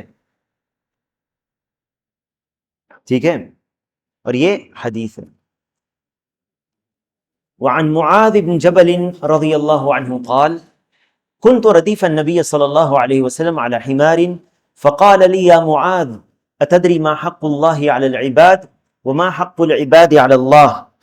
قلت الله ورسوله أعلم. قال حق الله على العباد أن يعبدوه ولا يشركوا به شيئا وحق العباد على الله أن لا يعذب من لا يشرك به شيئا. قلت يا رسول الله أفلا أبشر الناس؟ قال لا تبشرهم فيتكلوا. أخرجاه في الصحيحين. عن معاذ بن جبل، معاذ بن جبل صحابی جلیل رضی اللہ عنہ کہتے ہیں، قال کہتے ہیں، کنت ردیف النبی صلی اللہ علیہ وسلم، نبی صلی اللہ علیہ وسلم کے پیچھے بیٹھے تھے، سواری پر. کس پر؟ گدھے پر سوار تھے. علی حمار، گدھے پر تھے. فقال لی، تو مجھے کہا رسول اللہ صلی اللہ علیہ وسلم نے، یا معاذ. مختلف بعض دوسری حدیث میں بعض الفاظ ہیں یا معاذ، نے کہا لبیک وسعد، اس طرح سے بھی الفاظ ہیں، لیکن اس میں جو ہے میں اس کو بیان کر رہا ہوں. یا معاذ اتدری ما حق اللہ علی العباد، کیا تو جانتا ہے کہ اللہ کا حق کیا ہے بندوں پر؟ وما حق العباد علی اللہ، اور بندوں کا حق کیا ہے اللہ پر؟ قلت، میں نے کہا، کس نے کہا؟ معاذ بن جبل رضی اللہ عنہ نے کہا، اللہ ورسولہ اعلم، اللہ اس کا رسول زیادہ جانتا ہے. قال حق اللہ علی العباد ان یعبدوہ ولا یشرکوا بہ شیئا، اللہ کا حق بندوں پر یہ ہے، یعنی بندوں پر یہ حق ہے اللہ کا کہ وہ صرف اللہ کی عبادت کریں. ان یعبدوہ ولا یشرکوا بہ شیئا، اس کے ساتھ کسی کو شریک نہ کریں. دیکھو یہ حق ہے بندوں پر اللہ کا. وحق العباد علی اللہ، اور بندوں کا حق اللہ پر کیا ہے؟ اللہ یعذب من لا یشرک بہ شیئا، کہ اللہ تعالیٰ اس کو عذاب نہ دے جو اللہ کے ساتھ شرک نہ کرے. قلت، میں نے کہا، کس نے کہا؟ یہ معاذ بن جبل رضی اللہ عنہ. یا رسول اللہ، اے اللہ کے رسول، افلا ابشر الناس، کیا میں لوگوں کو اس کی خوشخبری نہ سنا دوں؟ یعنی جو شرک نہیں کرتا اللہ تعالیٰ اس کو عذاب نہیں دے گا. قال لا تبشرهم فيتكلوا، انہیں خوشخبری مت دو اس کی، نہیں تو یہ اسی پر بھروسہ کر بیٹھیں گے، یعنی پھر عمل چھوڑ دیں گے. اخرجاہ فی الصحیحین، اخرجاہ، ان دونوں نے اس کو ذکر کیا، کس نے؟ بخاری اور مسلم نے صحیحین میں. کہتے ہیں شیخ اس کی شرح میں، معاذ ہوا معاذ بن جبل ابن عمر ابن اوس ابن کعب ابن عمر الخزرجی الانصاری. انصار کس کو کہتے ہیں؟ وہ صحابہ جو مدینہ میں تھے، جنہوں نے مہاجرین کو پناہ دیا اور ان کی مدد کی، یہ انصار صحابی ہیں. انہی انصار صحابی میں یہ بھی تھے، ان کا تعلق خزرج سے تھا. اوس اور خزرج دو قبیلے تھے، خزرج سے ان کا تعلق تھا، اسی لیے خزرجی تھے۔ صحابی جلیل مشہور من اعیان الصحابہ، جلیل القدر صحابی تھے۔ وکان متبحرا فی العلم والاحکام والقرآن، گہرا علم تھا ان کو قرآن کا اور احکام کے تعلق سے، اسی لیے ان کو امام الفقہاء کہا جاتا ہے، فقہاء کے امام۔ معاذ بن جبل، صحابہ کہتے ہیں کہ ہم میں یعنی صحابہ میں حلال اور حرام کا علم سب سے زیادہ کس کو تھا؟ معاذ بن جبل کو تھا، جبکہ ان کی عمر بہت زیادہ نہیں تھی۔ ابھی دیکھیں گے ان کی عمر 38 سال کی عمر میں ان کی وفات ہو گئی، 18 ہجری میں، زیادہ عمر نہیں تھی۔ لیکن دیکھیں ان کا علم کہ اللہ تعالیٰ نے جو ان کو علم دیا تھا۔ شہد غزوۃ بدر وما بعدها، غزوہ بدر میں بھی رہے، ان کے بعد کی غزوات میں بھی رہے۔ واستخلفه النبی صلی اللہ علیہ وسلم علی اہل مکہ یوم الفتح یعلمهم دینہم، ان کا مقام دیکھیں۔ فتح مکہ کے بعد اللہ کے رسول صلی اللہ علیہ وسلم نے مکہ میں چھوڑا تھا لوگوں کو تعلیم دینے کے لیے، دین سکھانے کے لیے۔ فتح مکہ کب ہوا؟ کون سے سال؟ 8 ہجری میں۔ کون سا مہینہ تھا؟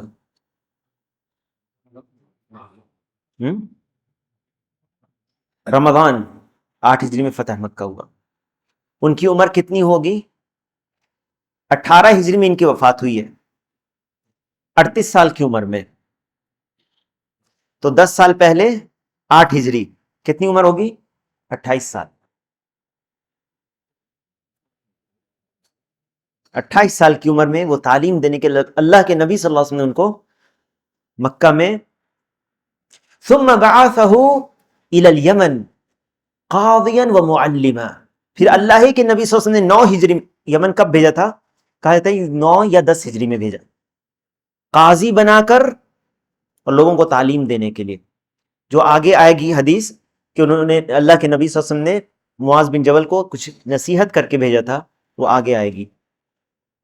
مات بالشام سنہ 18 ہجری، 18 ہجری میں ان کی وفات ہوئی۔ وَلَهُ 38 عاماً، 38 سال کی عمر میں،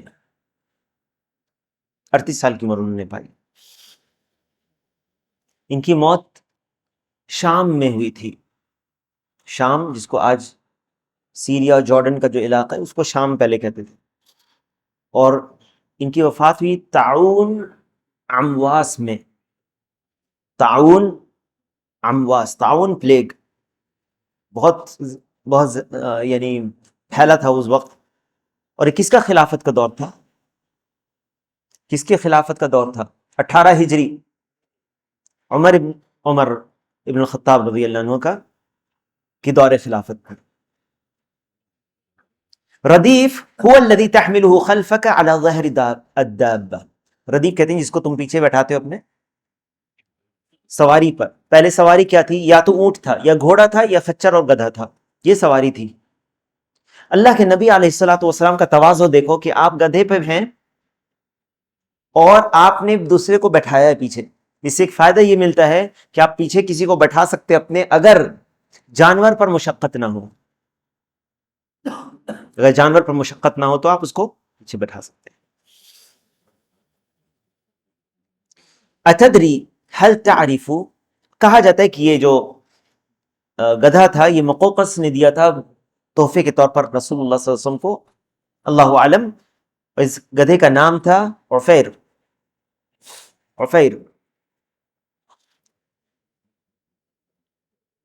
حق اللہ، کیا تم جانتے ہو کہ اللہ کا حق کیا ہے؟ اتدری هل تعرف، کیا تم جانتے ہو حق اللہ ما یستحقہ ویجعلہ متحتما علی العباد، جو اللہ نے بندوں پر فرض کیا، یہ حق ہے اللہ کا حق بندوں پر۔ حق العباد علی اللہ کیا ہے؟ بندوں کا حق اللہ پر، یہ اللہ نے تفضلا لکھا ہے۔ اللہ کے اوپر بندے کا حق کیسے؟ یعنی اس معنی میں کہ اللہ نے یہ ایک طرح سے بندوں کے اوپر، یہ اپنے اوپر یہ اس چیز کو واجب قرار دیا ہے، تفضلا منہ و احسان، یہ اللہ کا احسان ہے۔ اللہ نے اپنے اوپر اس چیز کو احسان کے طور پر بندے کے لیے یہ ہے، ٹھیک ہے، نہیں تو بندے کا کیا حق ہوگا اللہ پر.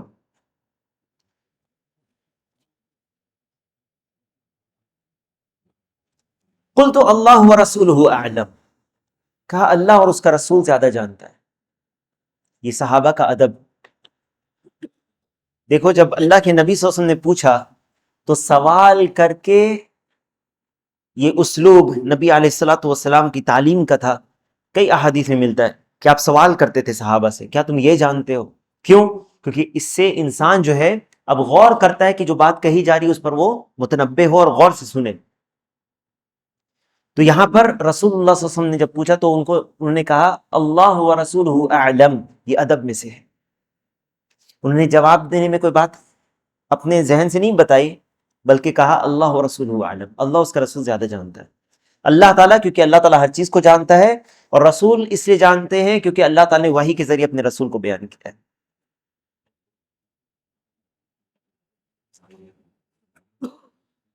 اس کے بعد کہ حق اللہ علی العباد ان یعبدوہ ولا یشرکوا بہ شیئا، اور اسی سے اس کتاب کا نام ہے کتاب اللہ، کتاب التوحید الذی حق اللہ علی العبید. توحید کی کتاب، وہ توحید جو بندے اللہ کا حق ہے بندوں پر.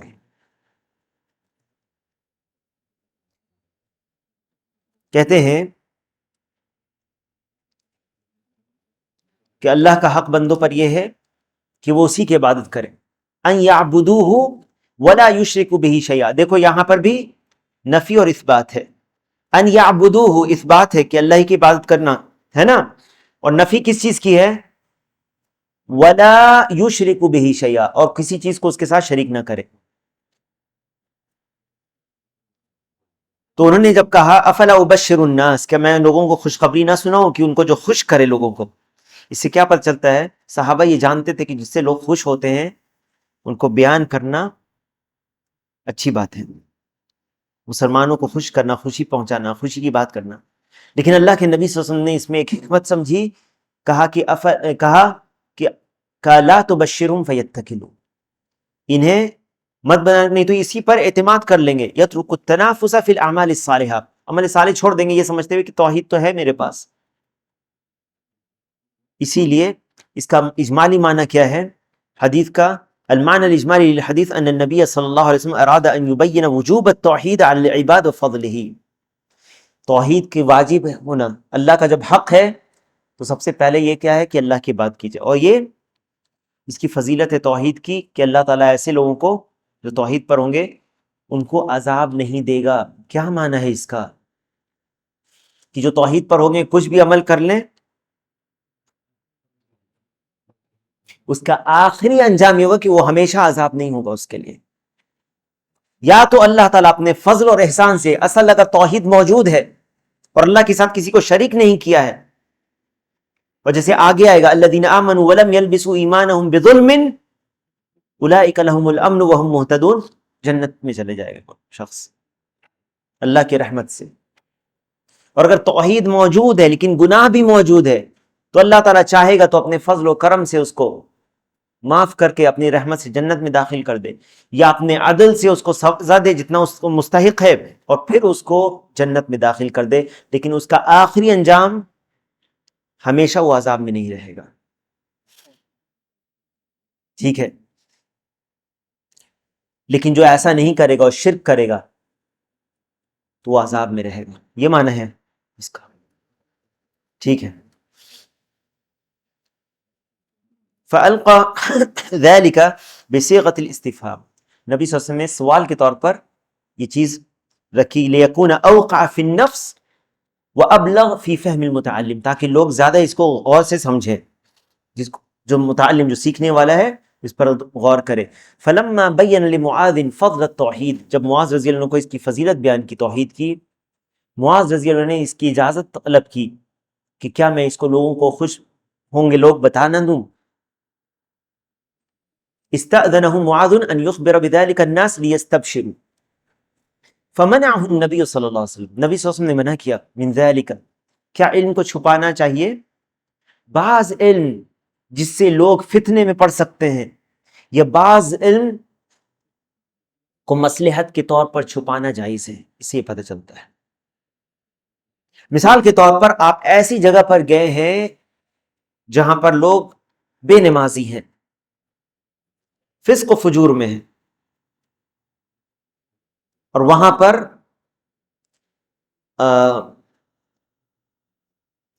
یا توحید کو نہیں جانتے ٹھیک سے، آپ وہاں پر جا کے اگر یہ کہیں گے، اللہ کے نبی صلی اللہ علیہ وسلم نے کہا من قال لا الہ الا اللہ دخل الجنہ، ماشاء اللہ ماشاء اللہ، بہت اچھی بات، چلو لوگ کیا کہیں گے پھر؟ نہ لا الہ الا اللہ کا معنی آپ نے بتایا، نہ شرک سے ڈرا ہے، لوگ توحید بھی ٹھیک سے نہیں جانتے ہیں، صرف یہ بیان کر دیا من قال لا الہ الا اللہ دخل الجنہ، جو لا الہ الا اللہ کہے گا جنت میں داخل ہوگا، ہم سب جنتی ہو گئے، یہ سمجھیں گے لوگ، کچھ کرنے کی ضرورت نہیں ہے۔ تو لوگوں کی مصلحت کس چیز میں، کیا اس میں مصلحت ہے؟ وہاں پر جہاں پر مصلحت ہو یہ بیان کریں گے ہم حدیث کو، باقی احادیث کے ساتھ بیان کریں گے، تاکہ لوگوں کو صحیح طور پر علم جائے کہ لا الہ الا اللہ کا معنی کیا ہے۔ کیا بغیر اس کے مطابق عمل کی وجہ سے زبانی کہہ دینا کافی ہے؟ نہیں، کیونکہ اور بھی چیزیں ہیں، اور بھی چیزیں ہیں، اور بھی چیزیں شروط ہیں اس کے، ٹھیک ہے؟ تو لوگوں کو دیکھتے ہوئے بیان کیا جاتا ہے ان کی حالت کو، اس میں مصلحت ان کی ہوتی ہے۔ یہاں پر اس خوف سے کہ لوگ اس کے اوپر ہی اعتماد کر دیں گے اور کام عمل کرنا چھوڑ دیں گے کہ چلو کچھ بھی کرتے رہو، توحید تو ہے نا۔ معاذ بن جبل رضی اللہ عنہ نے اس حدیث کو کب بیان کیا؟ اپنی موت کے وقت بیان کیا، کہ کہیں وہ اس علم کو چھپانے کے یہ نہ ہو جائیں، اس لیے انہوں نے بیان کیا تأثماً۔ تو شیخ کہتے ہیں یعتمد الناس على ذلك فيقلل من الاعمال الصالحہ۔ مناسبت الحدیث للباب، باب کی مناسبت کے حدیث سے، ان فی تفسیر التوحید بانه عبادۃ اللہ وحدہ لا شریک لہ، اس میں توحید کی تفسیر ہے، کیسے؟ حق اللہ علی العباد ان یعبدوہ ولا یشرکوا بہ شیئا، اس میں اثبات اور نفی دونوں ہے کہ نہیں؟ دونوں ہے، یہ تفسیر ہے لا الہ الا اللہ، اس میں فضیلت ہے لا الہ الا اللہ کی، اس میں اہمیت ہے لا الہ الا اللہ کی۔ ما یستفاد من الحدیث، حدیث سے کیا فائدہ ملتا ہے؟ پہلا، تواضع النبی صلی اللہ علیہ وسلم حیث رکب الحمار واردف علیہ خلاف ما علیہ اہل الکبر، رسول اللہ صلی اللہ علیہ وسلم کی تواضع کہ آپ نے گدھے پر بھی سواری کی اور پیچھے بھی بیٹھایا ایک صحابی کو، جو تکبر والے لوگ نہیں کرتے، میرے ساتھ کون بیٹھے گا، یہ اہل تکبر کرتے نا، نہیں ہم اکیلے جائیں گے، اکیلے بیٹھیں گے سفاری میں، ٹھیک ہے، لیکن نبی صلی اللہ علیہ وسلم نے بیٹھایا کسی کو ساتھ۔ دوسرا، جواز الارداف علی الدابہ اذا كانت تطیق ذلك، جائز ہے کہ کسی شخص کو آپ پیچھے بیٹھائیں اگر یہ جانور مضبوط ہے اور آپ کو لگتا ہے کہ اس کے یہ برداشت کر سکے گا تو کوئی حرج نہیں ہے۔ التعلیم بطریقۃ السؤال والجواب، سوال جواب کے طور پر تعلیم دینا، جیسے کہ نبی صلی اللہ علیہ وسلم نے معاذ بن جبل رضی اللہ عنہ سے پہلے سوال کیا پھر جواب دیا۔ رابع، چوتھا، ان من سئل عما لا يعلم فينبغي له ان يقول اللہ اعلم، نبی صلی اللہ علیہ وسلم کی زندگی میں یہ کہنا جائز تھا، صحابہ نے جیسے کہا اللہ ورسولہ اعلم، اللہ اس کا رسول جانتا ہے، لیکن نبی صلی اللہ علیہ وسلم کے وفات کے بعد ہم کیا کہیں گے؟ اللہ اعلم۔ معرفت حق اللہ علی العباد وهو ان يعبدوه وحده لا شریک له، پانچویں چیز کہ اللہ کا حق کیا ہے بندوں پر، اس کی معرفت حاصل ہو جاتی ہے، اور یہ کہ اللہ ہی کی عبادت کی جائے جس کا کوئی شریک نہیں ہے۔ چھٹی چیز، ان من لم يتجنب الشرک لم يكن آتیا بعبادت اللہ حقیقتا، جو شرک سے نہیں بچتا وہ حقیقت میں اللہ کی عبادت نہیں کرتا، ولو عبدہ فی الصورہ، گرچہ بظاہر صورت میں وہ عبادت کر رہا ہو۔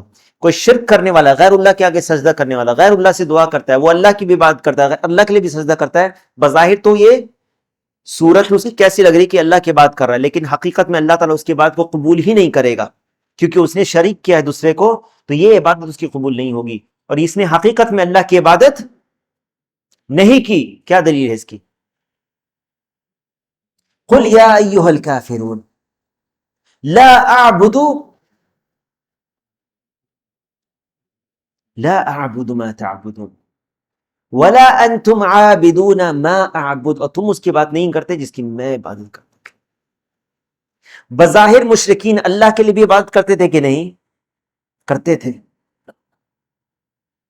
لیکن حقیقت میں انہوں نے اللہ کی عبادت نہیں کی، کیونکہ اللہ تعالیٰ کو یہ شرک والی عبادت قبول نہیں ہے۔ تو یہ ایسا ہے جیسے اس نے عبادت ہی نہیں کی۔ اسی طرح سے جیسے بے وضو شخص نماز پڑھ لے تو کیا اس کو کہیں گے کہ اس نے نماز پڑھی؟ نہیں پڑھی ہے۔ ساتویں چیز فضل التوحید و فضل من تمسک بھی، توحید کی فضیلت اور جس نے توحید کو مضبوطی سے پکڑا۔ آٹھویں چیز تفسیر التوحید، آپ جان گے تفسیر التوحید کیا ہے؟ نفی اور اثبات، کس چیز کی نفی اور کس بات کا اثبات ہے، یہ جان گئے۔ وَأَنَّهُ عِبَادَةُ اللَّهِ وَحْدَهُ وَتَرْكُ الشِّرْكِ، یہ اللہ کی عبادت ہے اور شرک کو چھوڑنا ہے۔ نویں چیز استحباب بشارت المسلم بما یسرہ، مسلمانوں کو خوش کرنے والی چیز کو، بشارت کو بیان کرنا یہ مستحب ہے، کیونکہ معاذ بن جبل رضی اللہ عنہ نے جب کہا کہ افلا ابشر الناس، کیا میں لوگوں کو خوشخبری نہ سناؤں، اللہ کے نبی صلی اللہ علیہ وسلم نے ایک مصلحت کے تحت ان کو منع کیا۔ 10ویں بات جواز کتمان العلم للمصلحہ، علم کی مصلحت، کسی مصلحت کی وجہ سے علم کو چھپانا، یا اگر آپ جانتے کہ وہاں اس علم کو بیان کریں گے لوگ معروف نہیں، لوگ جانتے نہیں، تو وہاں پر اس کو بیان کرنے کی ضرورت۔ حدث الناس بما یعرفون۔ 11ویں بات تأدب لیکن اصل یہ ہے کہ علم کو بیان کیا جاتا ہے لیکن مصلحت کے تحت بعض علم کو چھپایا جاتا ہے، اصل میں علم کو بیان کیا جاتا ہے، اصل یہ۔ 11 تأدب المتعلم مع معلمہ، متعلم طالب علم سیکھنے والے کا ادب دیکھو اپنے معلم کے لیے، کہ رسول اللہ صلی اللہ علیہ وسلم جب سوال کیا تو جواب بڑھ چڑھ کے نہیں دیا بلکہ کہا اللہ و رسولہ اعلم، نہیں جانتے تھے تو یہ کیا، اور رسول اللہ صلی اللہ علیہ وسلم نے اس پر جواب دیا۔ پہلا باب ختم ہو گیا بحمد اللہ تعالی۔